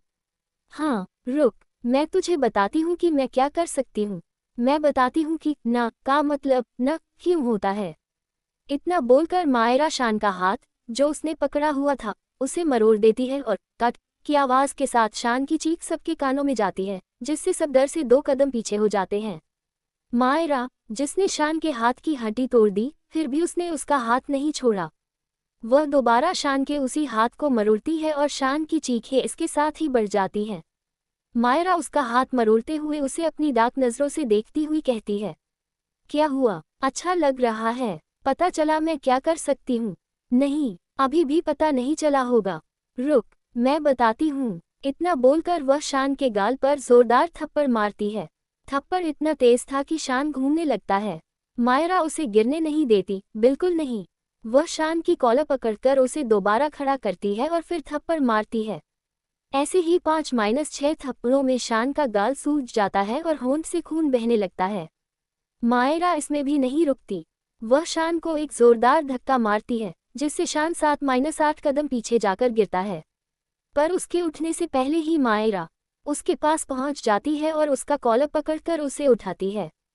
फिर मुंह मारने लगती है और कहती है, अब पता चला मैं क्या कर सकती हूँ या क्या नहीं। मायरा की आवाज में हद से ज्यादा गुस्सा था। वह शान को लगातार मारे जा रही थी। वहीं सारे घरवाले जब देखते हैं कि मायरा शान को छोड़ ही नहीं रही है, तो सब जल्दी जल्दी उसके पास आते हैं और उसे रोकने की कोशिश करने लगते हैं। मोहिनी, रिया, उसका भाई, दीपिका, गीता जी और दीपा जी तो डर के मारे एक तरफ खड़े हो गए थे। डर तो माही जी को भी लगा था, उनकी आंखों से आंसू निकलने लगे थे। गौतम, वीर, के एसार और उनके बड़े भाई मायरा के पास आकर उसे रोकने की कोशिश करते हैं। वे शान को उससे छुड़ाने लगते हैं, पर मायरा की पकड़ शान पर बहुत तेज थी। वह उसे छोड़ने का नाम ही नहीं ले रही थी। गीता जी जब देखती है कि मायरा शान को नहीं छोड़ रही है, तो वह माही जी से कहती है, माही, क्या कर रही हो, जाओ, रोको अपनी बेटी को, पागल हो गई है वह। अगर तुमने उसे नहीं रोका, तो शान को मार डालेगी। माही, जिन्हें खुद समझ नहीं आ रहा था कि वह कैसे रोके मायरा को, वह बस बेबस खड़ी थी। सब बहुत कोशिश करते हैं, पर मायरा सबको झटक देती है और शान को धक्का देकर अपने पास रखी हुई बस उठाती है। जैसे ही शान को मारने के लिए वह अपना हाथ उठाती है, तभी एक तेज थप्पड़ की आवाज होती है और सब शांत हो जाता है। सबकी आंखें हैरानी से बड़ी हो जाती हैं। तू क्या अगेटर केजीए मारा मर देगी आज शान को? और किसने मारा किसे टपद? मायरा पर लगे इल्जाम। मायरा जो शान को वास से मारने वाली थी, अचानक उसका हाथ रुक जाता है। उसका चेहरा एक तरफ झुक जाता है और उसकी पकड़ उस वास पर इतनी सख्त हो जाती है कि उसकी उंगलियों के सिरे सफ़ेद पड़ने लगते ही माहौल में एक अजीब सी ठंडक और खामोशी छा गई थी। हर किसी की धड़कन एक पल के लिए थम गई, मानो हवा भी रुक गई हो। सबके चेहरे पर सदमे का भाव था। किसी ने नहीं सोचा था कि ऐसा होगा। सब अपनी हैरानी से भरी बड़ी आंखों से सामने देख रहे थे, जहां माही जी ने मायरा को थप्पड़ मारा था। वहीं किसी के चेहरे पर इस दृश्य को देखकर एक खतरनाक मुस्कान आ जाती है। वह कोई और नहीं बल्कि मनीष था। माही जी, जिन्होंने मायरा को रोकने के लिए थप्पड़ तो मार दिया, पर अब उन्हें एहसास होता है कि उन्होंने क्या कर दिया। उनकी आंखों में पछतावे के आंसू आ जाते हैं। वह अपने उस हाथ को देखती हैं जिससे उन्होंने मायरा को थप्पड़ मारा था। मायरा का चेहरा थप्पड़ लगने से एक तरफ झुक गया था। वह अपना चेहरा उठाती है और सामने देखती है, और सामान्य माही जी को देखकर उसकी आंखों में अब गुस्से के साथ साथ दर्द भी आ जाता है। वह अपने हाथों की मुट्ठी कस लेती है और गुस्से में माही जी की तरफ बढ़ती है। पर तभी माही जी और मायरा के बीच के एस.आर. आकर खड़े हो जाते हैं और मायरा के दोनों कंधों को पकड़कर उसकी आंखों में देखकर कहते हैं, शांत हो जाओ मायरा। पर मायरा, जिसका गुस्सा अब इतनी आसानी से शांत नहीं होने वाला था, वह के एस.आर. की आंखों में अपनी उन लाल खूनी आंखों से देखकर भारी आवाज में कहती है, नहीं। शी स्लैप्ड मी। उन्हें जवाब देना होगा। आप हटिए सामने से। के एस.आर. जानते थे कि मायरा अभी हद से ज्यादा गुस्से में है। उन्हें डर था कि कहीं वह माही को चोट न पहुंचा दे, इसीलिए वह मायरा को समझाते हुए कहते हैं, मायरा, हम इस बारे में बात करेंगे। अभी तुम अपने रूम में जाओ। लेकिन उनकी बात सुनकर मायरा अपने हाथ में पकड़े उस वाश को जोर से जमीन पर मारते हुए कहती है, मैंने कहा ना, नहीं। मतलब नहीं, मुझे अभी बात करनी है इनसे। I want answer why she slapped मी। आप हटिए सामने से। मैं सिर्फ बात करूंगी और कुछ नहीं। इतना बोलकर वह के एस.आर. की आंखों में देखती है। के एस.आर. जब उसकी आंखों में देखते हैं तो उन्हें वहां गुस्से से ज्यादा दर्द दिखाई देता है। वह एक गहरी सांस लेकर उन दोनों के बीच से हट जाते हैं, पर वहीं खड़े रहते हैं। मायरा उनके बीच से हटते ही माही जी के पास जाती है और उनसे एक कदम की दूरी पर रुक उनकी आंखों में देखकर बहुत शांति से कहती है, बोलिए। वाई यू स्लैप्ड मी। उसकी आवाज में एक खतरनाक शांति थी, कह सकते हैं तूफान से पहले की शांति। वहीं माही जी का पूरा चेहरा रोने की वजह से लाल हो गया था। उनके हाथ कांप रहे थे। वह मायरा को मारना नहीं चाहती थी, पर हालात ऐसे हो गए थे कि मायरा को रोकने के लिए उनका हाथ उठ गया। माही जी नहीं चाहती थी कि मायरा शान को मारे और लोग उनकी बेटी को और गलत समझें। कोई उनकी बेटी के बारे में गलत बोलता था, सबसे ज्यादा बुरा उन्हें ही लगता था। वह मायरा के सवाल का कोई जवाब नहीं दे पाती हैं। उन्हें जवाब न देते देख मायरा इस बार थोड़ा गुस्से से कहती है, बोलिए। Why you slapped me. Myra की गुस्से भरी आवाज सुनकर वह कांप जाती हैं, जिसे देखकर के एस.आर. मायरा को देखकर सख्ती से कहते हैं, मायरा। मायरा के एस.आर. की आवाज सुनकर अपनी आंखें बंद करती है और अपने दोनों हाथों से अपने बालों को पीछे करती हुई 2-3 गहरी सांसें लेती है, जैसे अपने गुस्से को दबा रही हो। फिर माही जी की आंखों में देखती है। माही जी देख सकती थी कि मायरा कितने गुस्से में है। वह उसे देखकर कहती है, मैं तुम्हें मारना नहीं चाहती थी, पर तुम रुकी नहीं रही थी। तुम शान को बस मारे जा रही थी, इसीलिए तुम्हें रोकने के लिए। आई एम सॉरी बच्चा। इतना कहते ही उनकी आंखों में आंसू आ जाते हैं और वह अपना हाथ मायरा के गाल पर रखकर कहती है, आई एम सॉरी एंजल। वहीं मायरा उनकी बात सुनकर अपनी मुट्ठियां कस लेती है। उसकी आंखों में हल्की नमी थी। वह माही जी को देखकर गुस्से से कहती है, तो आपने मुझे, अपनी बेटी को। वह शान की तरफ इशारा करती है जो अब सोफे पर बैठा था। इस घटिया इंसान के लिए मारा। आपको ये दिख गया कि मैंने इसके साथ क्या किया, पर आपको यह नहीं दिखा कि इस बार और इसकी उस बहन ने मेरे साथ क्या किया। आपको कभी इनकी गलती क्यों नहीं दिखती? आपको हमेशा मेरी गलती ही क्यों दिखती है? बोलिए। मायरा चिल्लाते हुए बोलती है। माही जी उसकी बात सुनकर उसे समझाते हुए, ऐसा नहीं है बच्चा। मैं बस नहीं चाहती थी कि तुम गुस्से में कुछ ऐसा वैसा कर दो, बस इसीलिए। पर मायरा उनकी बात बीच में ही काट कर कहती है, बस कीजिए। आप झूठ बोल रही हैं। आपको अपनी बेटी से कोई प्यार व्यार नहीं है। आपको प्यार है तो बस इस किसी के छोड़े हुए कचरे से। आप हमेशा मुझसे ज्यादा इनकी परवाह करती हैं, इनसे प्यार करती हैं। और मेरा क्या? बोलिए, मेरा क्या? आपने एक छोटी सी बच्ची को घर से निकलवा कर हॉस्टल में डलवा दिया, बिना उसकी बात सुने, बिना ये जाने कि उसने कोई गलती की भी है क्या। वह भी सिर्फ इस शान की वजह से। इस शान की वजह से आपने मुझे घर से निकाल दिया। आपको मुझसे ज्यादा भरोसा इन दोनों पर था। मायरा की बात सुनकर माही जी का रोना अब बढ़ गया था। उनके आंखों से आंसू रुक नहीं रहे थे। वह बस अपना सिर ना में हिला रही थी, जैसे कह रही हो, ये सच नहीं है। मैं तुमसे बहुत प्यार करती हूँ। एक तुम ही तो मेरी बेटी हो। मोहिनी विक्रम की माँ जो ये सब देख रही थी, माही जी को रोता देख अपना मुंह सिकोड़ लेती है, पर फिर भी मायरा की बात सुनकर उसकी तरफ देखकर कहती है, देख तो कैसी लड़की है, कैसे अपनी माँ पर चिल्ला रही है और अपनी गलती मानने की जगह बेचारे शान और सानिया पर इल्जाम लगा रही है। सच में भगवान बचाए ऐसी लड़की से, जो मासूम बच्चों को मारकर भी देखो ऐसे अकड़ कर खड़ी है। उनकी बात पर गीता जी भी कहती हैं, मायरा, तुम माही से क्यों सवाल कर रही हो? क्या तुम्हें नहीं पता माही ने तुम्हें इस घर से क्यों निकाला था? इसमें शान और सानिया की कोई गलती नहीं, सारी गलती तुम्हारी ही थी। उन्हें बीच में बोलते देख मायरा अपनी गर्दन को हल्का सा टेढ़ा कर उनकी तरफ देखती है और हल्के कदमों से उनके पास जाते हुए कहती है, मुझे लगता है आपको कुछ ज्यादा ही पता है, इसीलिए आपका यह मुंह कभी बंद नहीं होता। तो आप ही बताए, मैंने ऐसा क्या किया था जिसके लिए मुझे इस घर से निकाला गया था? इतना बोलकर मायरा उन्हें खतरनाक नजरों से देखती है। वहीं गीता जी मायरा को अपने पास आते हुए देखकर डर से 2 कदम पीछे हो जाती हैं। वह उसे देखकर हकलाते हुए कहती हैं, तुम मुझसे ये सवाल क्यों कर रही हो? इस बारे में तो सबको पता है कि। मायरा सख्त आवाज में, कि क्या? गीता जी, कि तुमने शान को जान से मारने की कोशिश की थी। कोशिश क्या, लगभग मार भी दिया था, पर तुम्हारा काम उस दिन पूरा नहीं हो पाया, इसीलिए आज तुमने फिर यह सब किया। तुम जलती हो इन दोनों से, क्योंकि मही ने हमेशा तुमसे ज्यादा उनका ख्याल रखा, इसीलिए। वहीं उनकी बात सुनकर मायरा अपनी भान हल्का सा रब करते हुए गुस्से से कहती है, क्या आपने अपनी आंखों से देखा था कि वह मैं ही थी जिसने शान को मारने की कोशिश की थी? ये सवाल सुनकर सब उसे अजीब नजरों से देखने लगते हैं। वहीं मनीष के आंखों के भाव बदल जाते हैं। वह खुद से कहते हैं, ये करना क्या चाहती है? यह उस सालों पुरानी बात को क्यों खींच रही है? मायरा का सवाल सुनकर गीता जी चुप हो जाती हैं। वह मायरा को देखकर कहती हैं, ये कैसा सवाल है? सब जानते हैं कि यह सब तुमने किया था। पर मायरा बीच में ही टोककर कहती है, मैंने पूछा, क्या आपने अपनी आंखों से देखा था, हाँ या ना? मायरा की इतनी गहरी और खतरनाक आवाज सुनकर गीता जी अपना थूक किटकती हैं और अपना सिर न में हिलाते हुए कहती हैं, मैंने नहीं देखा था। मायरा गुस्से में चिल्लाते हुए, तो किसने देखा कि मैंने शान को मारने की कोशिश की? बुलाए उसे। उसकी बात सुनकर दीपा जी धीमी आवाज में कहती हैं, वह एक लेडी सर्वेंट थी जिसने ये सब देखा था, पर अब वह इस घर में नहीं है। उस घटना के कुछ समय बाद ही उसकी एक एक्सीडेंट में मौत हो गई थी।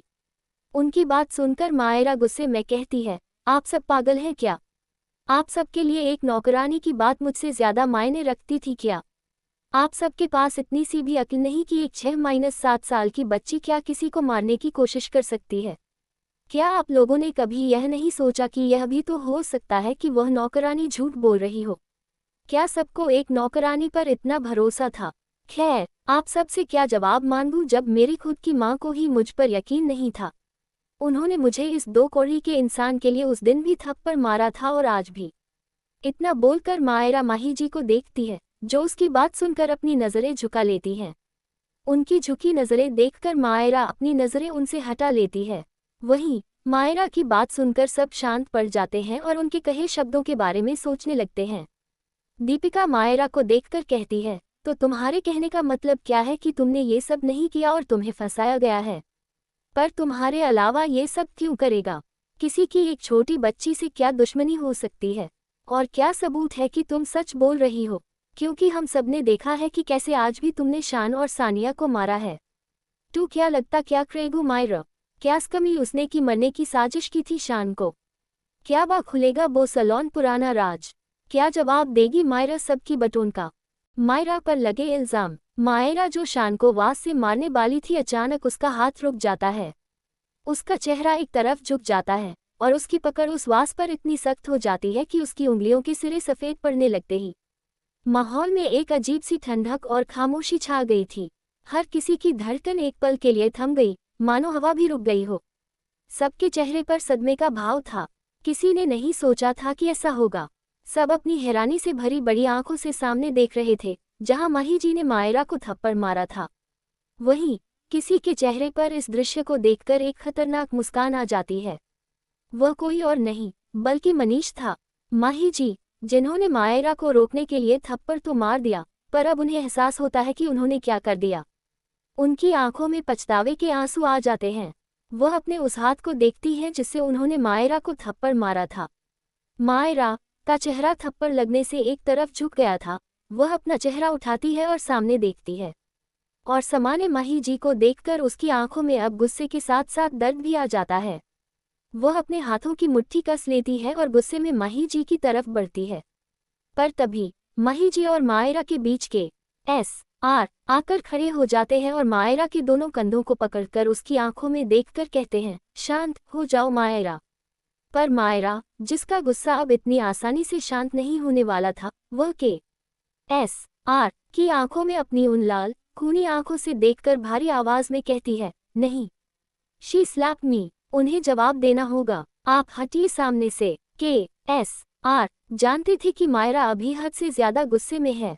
उन्हें डर था कि कहीं वह माही को चोट न पहुंचा दे, इसीलिए वह मायरा को समझाते हुए कहते हैं, मायरा, हम इस बारे में बात करेंगे। अभी तुम अपने रूम में जाओ।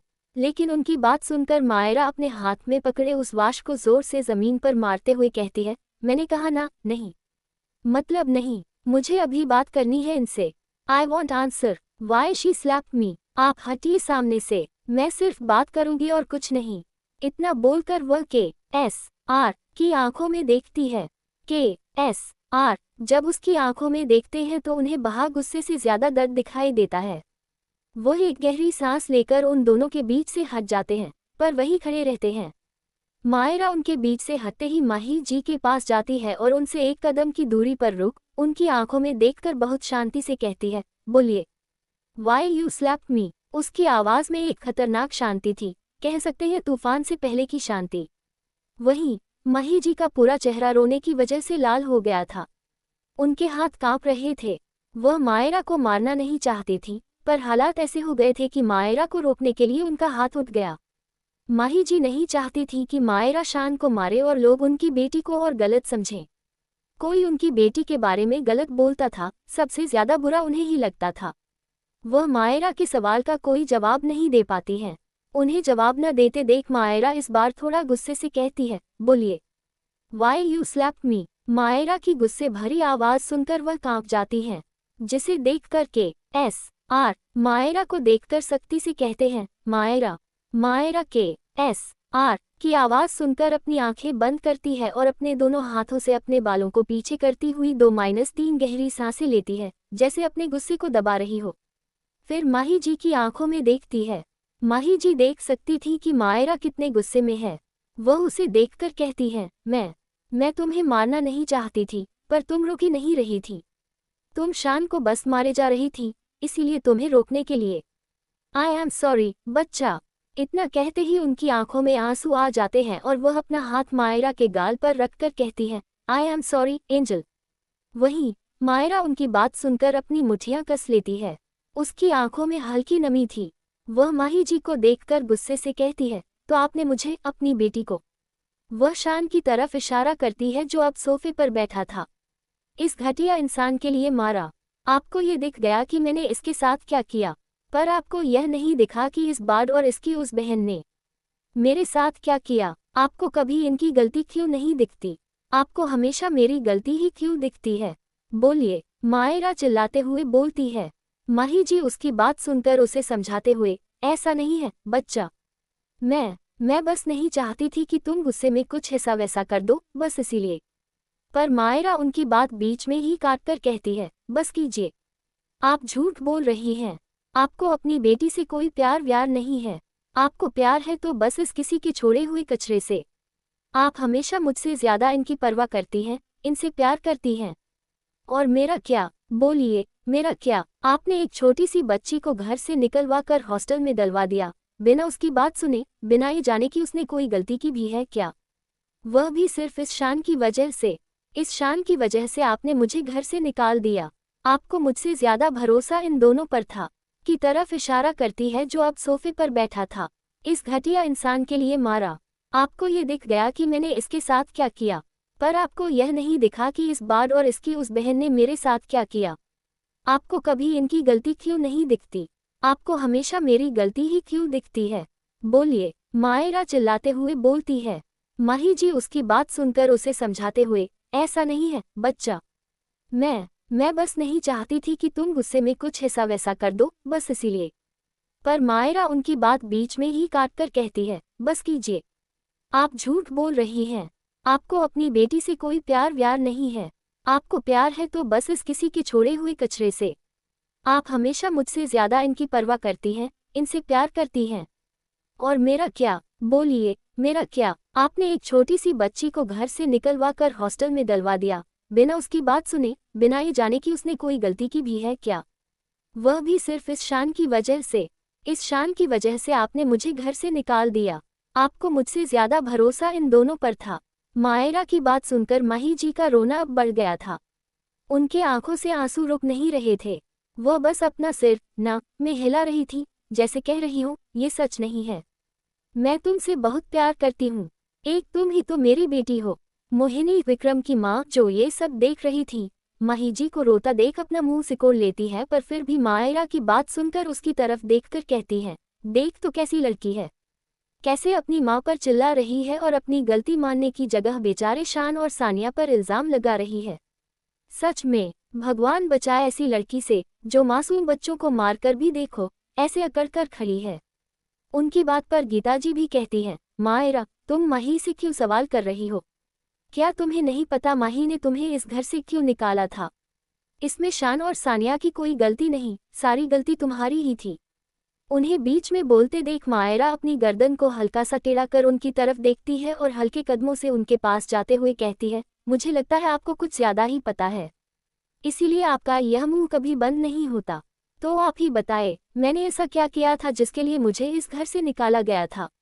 इतना बोलकर मायरा उन्हें खतरनाक नजरों से देखती है। वहीं गीता जी मायरा को अपने पास आते हुए देखकर डर से 2 कदम पीछे हो जाती हैं। वह उसे देखकर हकलाते हुए कहती है, तुम मुझसे ये सवाल क्यों कर रही हो? इस बारे में तो सबको पता है कि। मायरा सख्त आवाज में, कि क्या?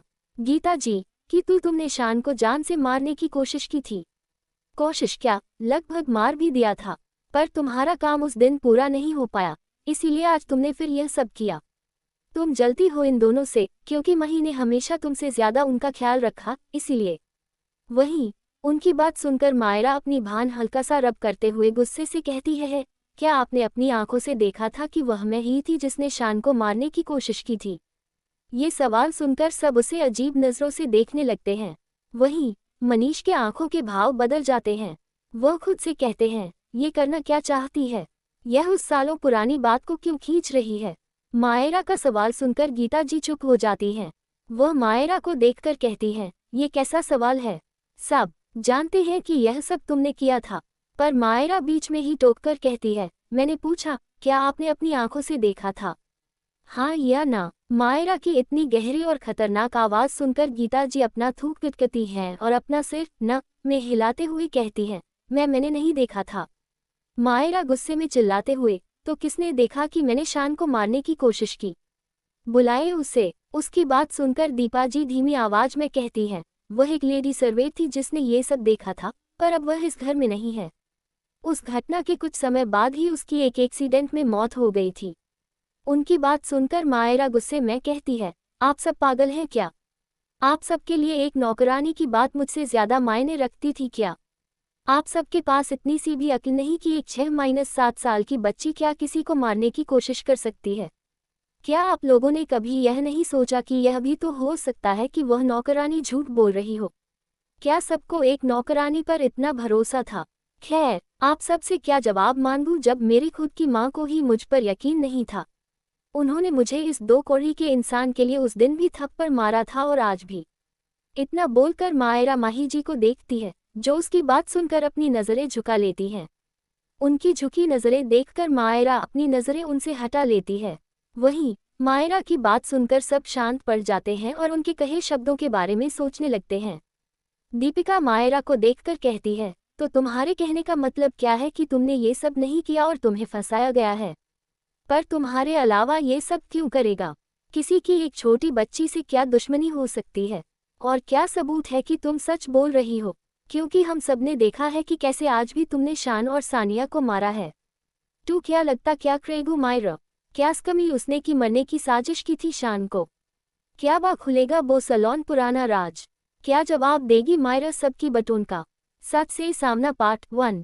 रिया दीपिका की बात में हम मिलाते हुए खून मान गए मायरा। एक तो क्राइम करती है, ऊपर से इतनी बड़ी बड़ी बातें करती है। वाह, वह शुक्र मनाओ अपनी फैमिली का जो अभी तुम सही सलामत यहाँ खड़ी हो, नहीं तो इस समय तुम किसी जेल में। पर वह इससे आगे बोल पाती, तभी सभी के कानों में एक आवाज़ आती है और सब उस आवाज़ की तरफ पलटकर देखते हैं तो टीवी ऑन था। और जो टीवी में चल रहा था उसे देखकर सब असमंजस में पड़ जाते हैं। पर जैसे जैसे वीडियो आगे बढ़ता रहा, सबकी आंखें बड़ी होती जा रही थीं और मुंह बंद। टीवी में उस वीडियो की फुटेज थी जिस दिन वह हादसा हुआ और मायरा को घर से बाहर निकाला गया था शान को मारने के इल्जाम में। उस दिन जिस दिन ये हादसा हुआ था KSR घर पर नहीं थे और किसी मीटिंग के लिए बाहर गए थे और घर के बाकी लोग बाहर गार्डन में थे। शाम का समय था। कुछ देर बाद शान कॉरिडोर से भागता हुआ सीढ़ियों से नीचे आ रहा था। मायरा भी अपने कमरे से निकली थी नीचे आने के लिए, पर तभी वह देखती है कि शान सीढ़ियों से नीचे गिर रहा है। मायरा उसे बचाने के लिए जल्दी से सीढ़ियों के पास आती है, पर इससे पहले ही शान गिर जाता है। और जब शान गिरा तो मायरा उससे काफी दूर थी, पर सीढ़ियों पर कुछ तो था, इसलिए शान को बचाने के चक्कर में मायरा का पैर भी सीढ़ियों से फिसल जाता है। पर वह गिरती इससे पहले कि कोई आता है उसका हाथ पकड़ लेता है और उसे गिरने से बचा लेता है। पर वो कौन था ये समझ नहीं आ रहा था, क्योंकि वो शख्स कैमरे के एंगल नहीं आ पाया था। पर मायरा जानती थी वो कौन था। आपको मैं आगे बताऊंगी। वहीं सीढ़ियों के नीचे भी कांच था जिससे वह शान को लग जाता है और उसे काफी चोट भी आ जाती है। शान के रोने की आवाज़ सुनकर सारे घर वाले अंदर आते हैं और शान की ऐसी हालत देखकर डर जाते हैं। और एक मेड आकर सबसे कह देती है कि यह सब मायरा ने किया है। बाकी तो आप जानते ही हैं। वीडियो खत्म होता है और उसके खत्म होने के साथ ही हॉल में एक अजीब सा सन्नाटा पसर जाता है। सबकी नज़रें झुकी थीं। तभी मायरा उन सब की तरफ देखकर हंसते हुए कहती है, क्या हुआ? वीडियो अच्छा नहीं लगा? अरे एक और वीडियो है मेरे पास। वह वीडियो आपको पसंद आया हो या ना आया हो, वह वीडियो आपको ज़रूर पसंद आएगा। देखिए सामने। मायरा की बात सुनकर अब मनीष की हथेलियां गीली हो गईं। घबराहट में उसकी आंखों में बेचैनी साफ झलक रही थी। उसे लगा कि कहीं मायरा को उसके बारे में पता तो नहीं चल गया, क्योंकि जो वीडियो अभी मायरा ने दिखाया वह उसने खुद नष्ट कर दिया था। यहाँ तक कि KSR को भी इस बारे में कोई सबूत नहीं मिले, इसीलिए ही शायद वह आज तक चुप थे। तो फिर मायरा के पास ये सबूत कहाँ से आया और अब मायरा क्या दिखाने वाली है? यही सब सोच सोचकर उसे पसीना आ रहा था। वहीं मायरा उनकी यह बेचैनी बखूबी देख लेती है। वह एक खतरनाक मुस्कान के साथ खुद से कहती है, मुझे तुम्हारा ये डर पसंद है मिस्टर मनीष, और मैं ये डर तुम्हारे चेहरे पर हर रोज देखना चाहती हूँ। इसीलिए मैं अभी तुम्हारा सच सबके सामने नहीं लाऊंगी। आखिर मुझे भी तो जानना है कि क्या सच में ये सब तुमने अकेले किया या कोई और भी अपना मिला है तुम्हारे साथ है। खैर, मायरा सामने देखती है जहां दूसरा वीडियो चल रहा था। इस वीडियो में वही नौकरानी थी जिसने मायरा पर इल्जाम लगाया था। उस हादसे के कुछ देर पहले वह सीढ़ियों पर तेल और सीढ़ियों के नीचे कांच के टुकड़े डाल रही थी। वह ये सब बहुत सफाई से करके वहां से निकल गई और उसके 5 मिनट बाद ही यह घटना घटी। सब कुछ प्लानेड था। अब साजिश किसे मारने की थी ये तो अब सब लोग समझ ही गए होंगे। पहला वीडियो सबके लिए चौंकाने वाला था, पर दूसरा वीडियो शायद उससे भी ज्यादा चौंकाने वाला था। सबके दिमाग एक पल के लिए सुन्न हो गए और सब अपनी जगह जम गए थे। सभी की आंखों में हैरानी और पछतावा साफ दिख रहा था, पर मायरा को इन सब से कोई फर्क नहीं पड़ता। उसकी नज़रें तो माही जी पर थी, जो अपनी जगह जड़ होकर खड़ी थी। हाँ, उनकी आंखों में आंसू थे, पर वह हैरान नहीं थी, क्योंकि उन्हें शायद पहले से पता था कि मायरा बेकसूर है। और मायरा को भी उनका हैरान न होना अजीब नहीं लगता, क्योंकि उसे पता था कि माही जी जरूर कुछ जानती हैं, और इसीलिए वह चुप हैं। यहाँ सब लोग कुछ न कुछ जानते हैं, पर एक दूसरे से छुपा रहे हैं। ये सोचकर कि वह ऐसा कर सामने वाले का भला कर रहे हैं, पर शायद उन्हें नहीं पता था कि वह जिस बात को सामने वाले से छुपा रहे हैं, वह उस बात से पहले से वाकिफ है। हॉल में एक गहरा सन्नाटा पसर गया था। कोई कुछ बोल नहीं रहा था, न कोई कुछ कर रहा था। लेकिन ये शांति मायरा को शायद पसंद नहीं थी। उसने इस गहरी खामोशी को एक थप्पड़ के साथ तोड़ा। जी हाँ, अब थप्पड़ मायरा ने मारा था, और वह भी रिया को। मायरा की 5 उंगलियां रिया के चेहरे पर छप चुकी थीं। अपनी बेटी को पिता देख मोहिनी और उनके पति आगे आते हैं, पर मायरा उन्हें अपनी एक उंगली दिखाकर गुस्से में कहती है, अगर एक कदम भी तुम दोनों आगे बढ़े तो यहाँ से तुम्हारी बेटी की लाश जाएगी। इसलिए अगर अपनी बेटी को जिंदा देखना चाहते हो तो जहाँ हो वहीं रुक जाओ। मायरा अब फिर से गुस्से में भर चुकी थी। वह रिया को देखती है, जो एक थप्पड़ में ही रोने लगी थी। मायरा उसे देखकर एक खतरनाक मुस्कान के साथ कहती है, ये थप्पड़ मुझे घटिया कहने के लिए। इतना कहकर मायरा एक और थप्पड़ मारती है, पहले से भी तेज। ये थप्पड़ मुझे क्रिमिनल कहने के लिए। और कुछ बोल रही थी तुम? बताओ, और क्या क्या हूं मैं?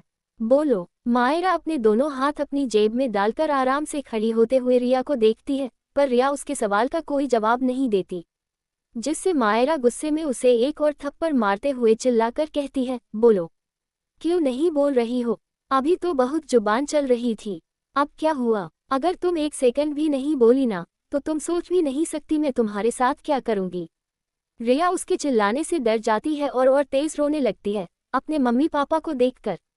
फिर मायरा को देखकर हकलाते हुए कहती है, मुझसे गलती हो गई थी, मुझे नहीं पता था ये तुमने नहीं किया। आई एम तारांकन। पर वह इससे आगे बोलती, तभी मायरा उसे एक और थप्पड़ मारती है और गुस्से से कहती है, अगर गलती हो गई तो सॉरी बोलो। क्या तुम्हें किसी ने सिखाया नहीं कि बिना सबूत किसी की बातों पर यकीन नहीं करते? तो तुमने उस नौकरानी की बात पर कैसे यकीन किया? जवाब दो। मायरा की बात सुनकर सब समझ गए थे कि भले ही मायरा रिया से सवाल कर रही है, पर उसका इशारा उन सब की तरफ ही है। किसी की हिम्मत नहीं हो रही थी कि कोई कुछ बोले। तभी दीपा जी हिम्मत कर पीछे से बोलती हैं, मायरा, हम मानते हैं हम सबसे गलती हुई, हमें उस नौकरानी की बात का यकीन नहीं करना चाहिए था। पर मायरा उनकी बात को अनसुना कर गुस्से में रिया से, आई सेड से सॉरी, गलती की है तो माफी मांगो। सब उसकी तेज आवाज सुनकर डर जाते हैं और माही जी कसकर अपनी आंखें बंद कर लेती हैं। रिया कांपते हुए, sorry sorry Myra, I am sorry, मुझसे गलती हो गई तुमसे। वो सब, वो बिल्कुल सॉरी। मायरा उसकी सॉरी सुनकर थोड़ा उसके ऊपर झुककर उसकी आंखों में देखते हुए अपनी गहरी आवाज में कहती है, गुड गर्ल, मुझे लगता है अब तुम्हें समझ आ गया होगा कि किसके सामने क्या बोलना चाहिए। इतना तुम्हारे लिए काफी है, क्यों है ना काफी? मायरा उससे सवाल करती है। मायरा का सवाल सुनकर रिया जल्दी जल्दी अपना सिर हाँ में हिलाते हुए अपनी माँ के पीछे छुप जाती है। फिर मायरा सबकी तरफ पलटती है और दीपा जी की तरफ देखती है और उनकी तरफ देखकर एक व्यंग्यात्मक मुस्कान के साथ कहती है, हम कुछ बोल रही थी आप? बोलिए। दीपा जी उसकी बात सुनकर अपना थूक टिकते हुए दबी आवाज में कहती हैं, सॉरी मायरा, हमसे सबसे गलती हुई, हमें उस दिन तुम्हारा भरोसा करना चाहिए था। So sorry. मायरा के बड़े पापा भी कहते हैं, सॉरी बच्चा, हमें माफ कर दो, उस दिन सब कुछ इतना जल्दी जल्दी में हुआ कि हमें कुछ समझ नहीं आया। We are sorry. वीर भी कहता है, आई एम सॉरी मायरा, मैंने भी तुम्हें गलत समझा, तुमसे रूखेपन से बात की, आई एम रियली सॉरी। इसी तरह दीपिका भी सॉरी बोलती है। सबको सॉरी बोलता देख गीता जी भी सॉरी कहती हैं, पर मायरा उनके बोलने से पहले ही वहां रखे एक टेबल में जोर से लात मारती हुई सबको देखकर कहती है, क्या करूं मैं आप सबकी सॉरी का अचार डालूं? बोलिए, क्या करूं? क्या आप सबकी सॉरी से कुछ हो सकता है? क्या आपकी सॉरी मुझे वापस 13 साल पीछे ले जा सकती है? बोलिए, आखिर मैं करूं क्या इस सॉरी का? मायरा आखिर बात चिल्लाते हुए कहती है। सब मायरा के सवाल सुन सुन चुप हो गए थे। अब कोई कुछ नहीं बोल रहा था। मायरा की आंखें गुस्से से लाल हो गई थी, वह कांप रही थी। मायरा माही जी के सामने खड़ी हो जाती है और उन्हें देखकर कहती है, अब भी आप कुछ नहीं बोलेंगी? आप अभी भी हमेशा की तरह चुप रहेंगी? आपने मुझे उस गलती की सजा दी जो मैंने कभी की ही नहीं। तो बताए, अब क्या करेगी आप? जवाब दीजिए, आपने ऐसा क्यों किया था? मायरा का सवाल सुनकर माही जी का सिर झुक जाता है। उनकी आंखों में से आंसू रुक नहीं रहे थे। वह कुछ नहीं बोलती। तू क्या करेगी अब मायरा? क्या मायरा करेगी सबकी सॉरी एक्सेप्ट? कौन है वो इंसान जिसने बचाया मायरा को उस दिन? क्या जवाब देंगे सब लोगों मायरा के सवालों का? खास से मायरा को ये वीडियो। और कौन ये इन सब के पीछे?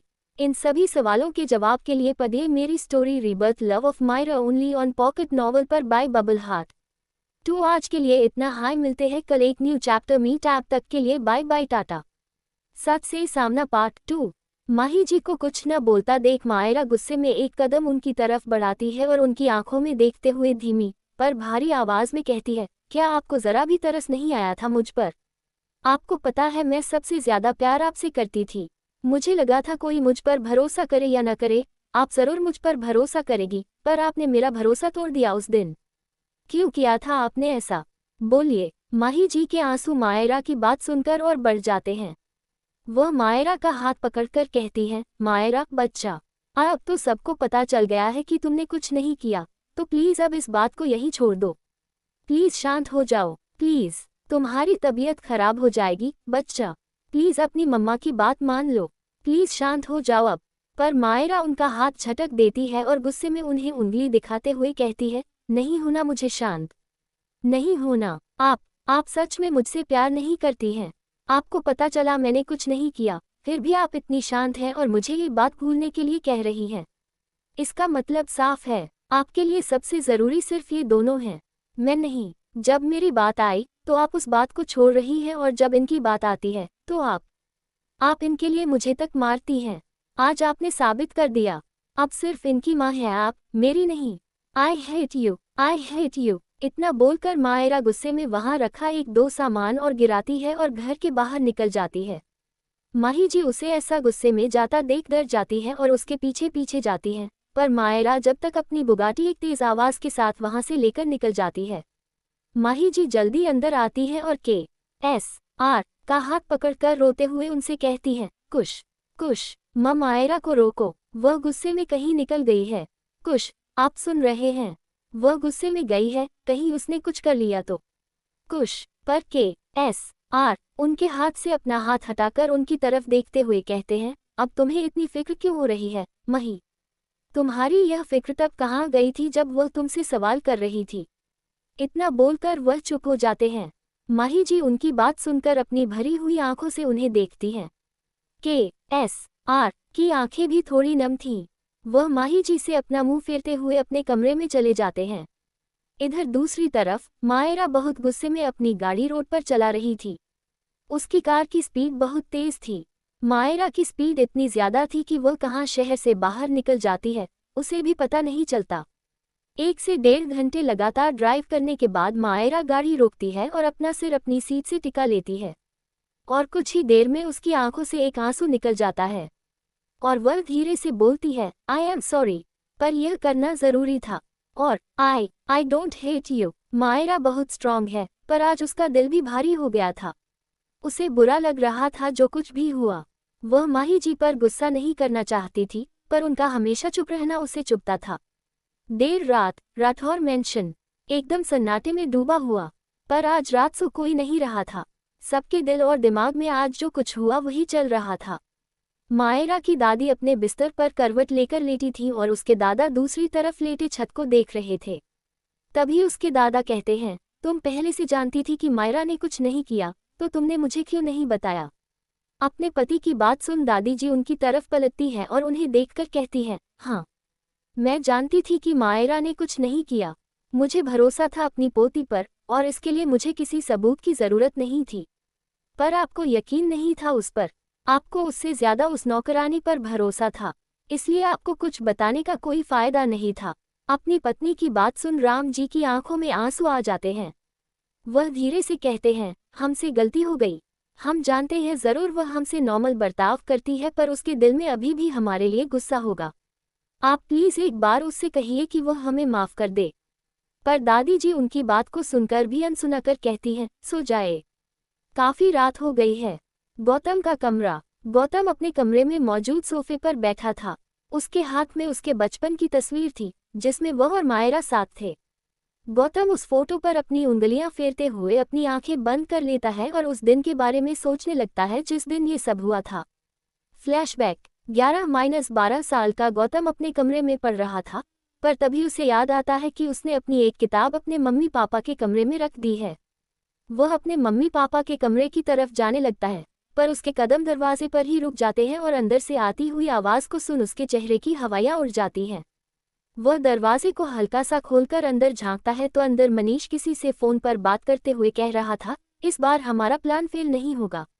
अरे तुम फिक्र मत करो, उस कुश की बेटी का आज आखिरी दिन है, उसके बाद हमें हमारी मंजिल तक पहुंचने से कोई नहीं रोक सकता। उसके मरने पर सारी प्रॉपर्टी हमें मिलेगी, शान और सानिया मतलब मुझे, और इस बारे में किसी और को कभी नहीं पता चलेगा। मेरे आदमी हमेशा सब पर नज़र रखे हुए हैं और घर में भी मेरे लोग हैं, तो तुम चिंता मत करो। इस बार मैंने सारा इंतज़ाम खुद किया है और आज उस मायरा को बचाने के लिए उसका बाप भी यहाँ नहीं है। बस कुछ देर और फिर हमारे मज़े ही मज़े। इतना बोलकर वह हंसने लगता है। वहीं उनकी बात सुन छोटा सा गौतम तो जैसे सदमे में चला जाता है। उसे कभी नहीं लगा था कि उसके पापा उसकी एंजल को मारना चाहते हैं। उसे कुछ समझ नहीं आ रहा था, उसका दिमाग पूरी तरह ब्लैंक हो गया था। वह इतना डर गया था कि उसकी जुबान से एक शब्द भी नहीं निकल रहा था। उसकी आंखें आंसुओं से भरी थीं। तभी उसे मायरा का ख्याल आता है और वह मायरा के कमरे की तरफ भागता है और रास्ते में ही उसे मायरा दिखती है जो शान को सीढ़ियों से बचाने के लिए जा रही थी, पर उसके चक्कर में खुद ही गिर जाती है। वह भागकर उस तक पहुंचता है और उसका एक हाथ पकड़ लेता है। अगर उसने एक सेकंड की देरी भी की होती तो शायद आज उसकी एंजल के साथ पता नहीं क्या होता। हाँ, मायरा को बचाने वाला कोई और नहीं, गौतम था। जब सब मायरा पर चिल्ला रहे थे, उसे डांट रहे थे, गौतम सबसे बोलता है कि मायरा ने कुछ नहीं किया, पर कोई उसकी बात नहीं सुनता क्योंकि सबको लगता है कि वह हमेशा मायरा के लिए प्रोटेक्टिव था, इसीलिए ऐसा कर रहा था। पर वह अपनी कोशिश नहीं छोड़ता। पर तभी उसके सामने मनीष आ जाते हैं जो बहुत गुस्से में उसे को देख रहे थे, जिसे देखकर गौतम बहुत डर जाता है और फिर कुछ बोल नहीं पाता। अब गौतम को किसी पर भरोसा करना मुश्किल हो रहा था, पर जब शाम को KSR घर आते हैं तो गौतम हिम्मत करके उन्हें बताता है कि मायरा ने कुछ नहीं किया, वह मासूम है। पर गौतम को झटका लगता है ये जानकर कि KSR को पहले से सब पता है और फिर KSR उसे अब्रॉड भेज देते हैं, इस सब चीज़ों से दूर। यही सब याद करते हुए गौतम अपनी आंखें खोलता है। उसकी आंखों में आंसू थे। वह मायरा की फोटो पर धीरे से हाथ फेरते हुए कहता है, सॉरी मायरा, उस दिन मैं तुम्हारे लिए कुछ नहीं कर पाया। आई एम सॉरी। वह दिन मेरी जिंदगी का सबसे मनहूस दिन था। उस दिन मुझे खुद से घिन आने लगी कि मैं एक ऐसे इंसान का बेटा हूँ जो शायद इंसान कहलाने के लायक भी नहीं है। उस दिन मैं बहुत कमज़ोर था, पर आज नहीं हूँ मैं कमज़ोर मायरा। अब मैं तुम्हें हमेशा बचाऊंगा और कभी तुम्हें कुछ नहीं होने दूंगा। उस इंसान को तुम तक पहुंचने से पहले अब मेरा सामना करना होगा और तुम्हारे लिए अगर मुझे उसे मारना भी पड़े तो मैं एक बार भी नहीं सोचूंगा। ये कहते हुए उसकी आंखें नफरत से लाल थीं। तू क्या लगता क्या करेगा गौतम ऐप? क्यों KSR ने भेजा गौतम को अब्रॉड? क्या कर चाहते थे KSR? किस बैक कर रहा था मनीष? और कौन कौन है इस सैम में शामिल? क्या करेंगे अब आगे मनीष? क्या प्लान कर रही है मायरा? 87 से सामना पार्ट 3। दूसरी तरफ मायरा का कमरा पूरी तरह अंधेरे में डूबा था और बेड के पास एक कोने में माही जी बैठी थी। मायरा अभी भी घर नहीं आई थी, इसीलिए वह उसके इंतजार में उसके कमरे में बैठी रो रही थी। उनके कानों में बार बार एक ही बात गूंज रही थी, आई हेट यू।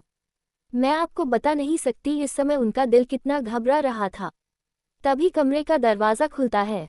माही जी झट से उधर देखती है कि शायद मायरा आई होगी, पर वहाँ मायरा नहीं, KSR थे। KSR कमरे में आकर माही के सामने घुटनों पर बैठ जाते हैं और उन्हें देखकर कहते हैं, तुम यहाँ क्या कर रही हो माही? पर माही जी कुछ नहीं बोलती। KSR उनका चेहरा पकड़कर ऊपर करते हैं और देखते हैं कि उनकी आंखें लाल हो चुकी हैं, उनमें सूजन आ गई थी। KSR कहते हैं, माही मैं तुमसे बात कर रहा हूँ। पर माही उनकी बात का जवाब न देते हुए उन्हें गले लगा लेती हैं और सिसक सिसक कर रोने लगती हैं।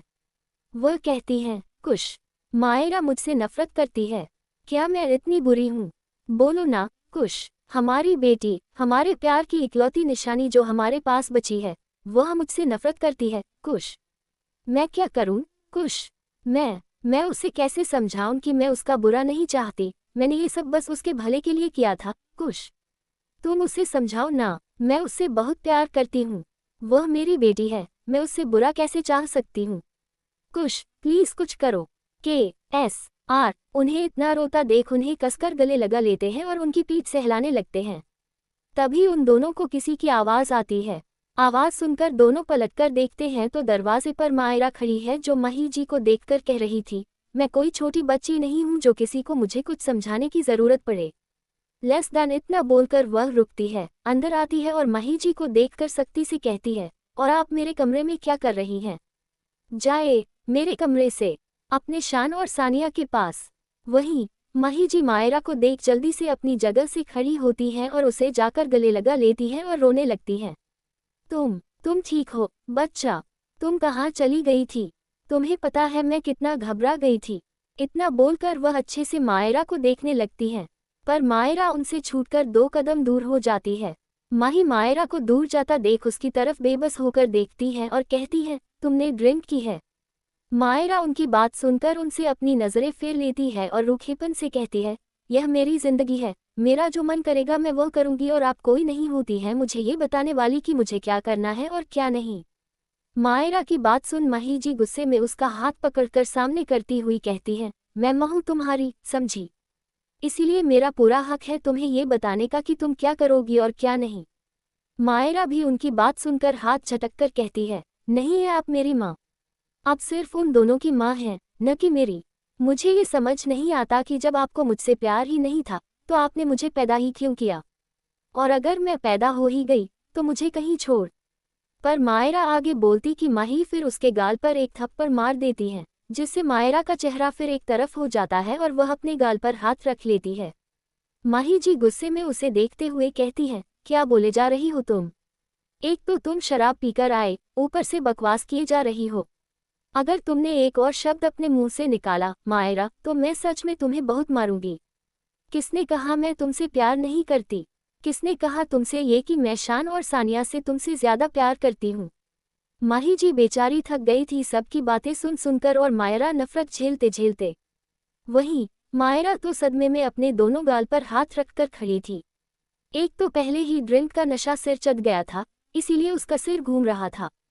वह मन ही मन सोचती है कि यार, आज तो मेरा दिन ही खराब था। 2-2 थप्पड़ पड़ गए एक ही दिन में। अगर अब कुछ बोला तो ये और न मारने लगे। इतना सोचकर वह KSR की तरफ देखती है, जैसे कह रही हो आपकी बीवी को मैं ही दिखती हूँ जब देखो अपना हाथ साफ कर देती है। वही KSR तो खुद सदमे में उसे ही देख रहे थे और आंखों ही आंखों में उससे कहते हैं, तुम उसे परेशान करती ही क्यों हो? मायरा उनकी बात सुन बस सर हिला देती है और फिर वो अपनी आवाज़ को सख्त करते हुए माही जी से बोलती है, किसी ने नहीं बोला मुझसे कुछ।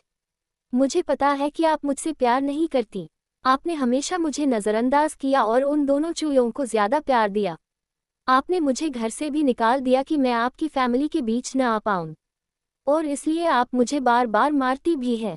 माही जी मायरा की बात सुन अपना सर पकड़ते हुए उसकी तरफ देख गुस्से से कहती है, मायरा बस करो, और अब तुम गाली भी देने लग गई, वो हो अपने डेट के सामने, और तुम मेरी बेटी हो, हक है मेरा तुम पर, समझी? मायरा हाँ, बस मारने के लिए हक है, आपका प्यार करने के लिए तो वो दोनों है ही। और क्या हुआ, अगर मैंने 1-2 गाली दे भी दी तो आपको अच्छा नहीं लग रहा तो जाए आप मेरे कमरे से। माही जी गुस्से से, मैंने तुमसे बोला ना, अब तुम कुछ भी अनाप शनाप नहीं बोलोगी। और शान और सानिया वजह नहीं थी तुम्हारे इस घर से जाने की। मैंने तुम्हें घर से निकाला तुम्हारी भलाई के लिए। मायरा मेरी भलाई? क्या भलाई थी इसमें मेरी? मुझे पता है आप झूठ बोल रही हैं, आप मुझसे प्यार नहीं करती हैं, और अभी आपने मुझे फिर से मारा। ये कहते हुए उसकी आवाज़ थोड़ी भारी हो गई और वह लड़खड़ाने लगी थी। शायद ड्रिंक की वजह से उसके गहरे इमोशन बाहर आ रहे थे। माही जी उसे लड़खड़ाता देख जल्दी से पकड़ती हैं, फिर KSR और वह मिलकर मायरा को बेड पर बिठाते हैं। तभी माही जी की नज़र मायरा के हाथ पर जाती है जहां सानिया ने जलाया था। वहां लाल रैशेस, लाल चकत्ते हो गए थे, जिसे देख वो जल्दी से के.एस.आर. को फर्स्ट एड बॉक्स लाने को कहती हैं। के.एस.आर. भी उस घाव को देखते हैं, पर उनकी मुट्ठियां कस जाती हैं और वह जल्दी से मायरा के हाथ पर फर्स्ट एड करते हैं। माही, जो मायरा को गले लगाए हुए बैठी थी, तभी मायरा हल्का सा आह करती है क्योंकि उसे दर्द हुआ। मायरा को देखकर माही जी के.एस.आर. से आराम से करने को कहती है और खुद मायरा के सिर पर हाथ फेरने लगती है। मायरा का सिर उनके कंधे पर था और उसकी आंखें बंद थीं। तभी वह धीरे से कहती है, आप शुरू से जानती थी मैंने कुछ नहीं किया, मैंने शान को मारने की कोशिश नहीं की। फिर भी आप चुप क्यों थीं? इस सवाल ने कमरे में एक बार फिर सन्नाटा ला दिया। माही का सीना इस सवाल से फट सा गया। वह मायरा को और कसकर अपनी बाहों में भर लेती है, जैसे अगर ढीला छोड़ा तो मायरा उनसे हमेशा के लिए दूर चली जाएगी। वह मायरा की तरफ देखती हुई भारी आवाज में कहती है, क्योंकि मैं चाहती थी तुम इस घर से चली जाओ। ये कहते हुए उनकी आवाज कांप रही थी और आंखों में आंसू आ गए थे। मायरा की आंखों में भी अब आंसू आ गए थे। वह उनकी तरफ देखकर कहती है, क्या मैं इतनी बुरी हूं कि आप मुझे अपने पास भी नहीं रख सकती थी? मायरा बस इतना ही बोल पाती है। तभी माही जी उसे गले लगा लेती है और फिर उसके आंसू पोंछते हुए कहती है, शाह, तुम बुरी नहीं हो, तुम तो सबसे अच्छी हो। तुम रो क्यों रही हो? मेरी बेटी तो सबसे स्ट्रांग है ना? हाँ, और मैंने तुम्हें इसीलिए यहाँ से दूर भेजा क्योंकि यहाँ रहना तुम्हारे लिए ठीक नहीं था।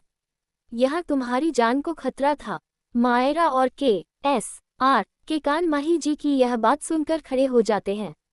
वह दोनों एक दूसरे की आंखों ही आंखों में कुछ कहते हैं। फिर के.एस.आर. माही जी की तरफ देखकर कहते हैं, मतलब क्या है तुम्हारे कहने का, माही? माही के.एस.आर. की तरफ देखकर कहती है, मेरी बात का मतलब साफ है। कोई है जो आपसे और मुझसे बदला लेने के लिए मायरा को निशाना बना रहा है। जब मैं प्रेग्नेंट हुई थी, मुझ पर कितने हमले हुए। यहाँ तक कि एक बार हमारी नौकरानी ने भी मुझे मारने की कोशिश की, पर माँ ने सही समय पर उस नौकरानी को पकड़ लिया। फिर मायरा का जन्म हुआ तो वो हमले मुझसे शिफ्ट होकर मायरा पर होने लगे और हर बार आप उसे बचा लेते। वह फिर के.एस.आर. की तरफ देखकर कहती हैं, आपको तो पता ही है जब मायरा 3 साल की थी तब उसके साथ क्या हुआ था। माही जी की बात सुन के.एस.आर. अपनी भौहें सिकुड़ते हुए कहते हैं, हाँ, मुझे पता है।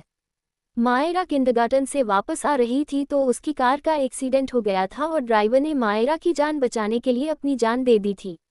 के.एस.आर. इतना बोलते ही फिर माही जी आगे बोलती हैं, उस एक्सीडेंट की वजह से मायरा 2 महीने तक हॉस्पिटल में रही थी। उसके बाद हम उसे घर ले आए थे और उसके 1 महीने बाद मुझे पता चला कि मायरा का उस दिन वह कोई एक्सीडेंट नहीं था, वह किसी ने उसे मारने की प्लानिंग की थी और जिसने भी ये किया था वह हमारे घर में से ही कोई है। मायरा और के.एस.आर. की आंखें ये सुनकर और गहरी हो जाती हैं। मायरा माही जी को देखकर कहती है, आपको कैसे पता चला ये सब किसी का प्लान था? मायरा का सवाल सुनकर माही जी उसे देखती हैं, फिर के.एस.आर. की तरफ देखते हुए कहती हैं, क्या आपको किशन काका याद हैं? तू कौन गई किसान काका? और क्यों थी आज तक माही जी चुप? क्या आज खोल देगी माही जी अपने दिल के राज? क्या मायरा को टाचेगी असली बजाग? क्या करेंगे आप के.एस.आर. और मायरा? क्या होगा आबा?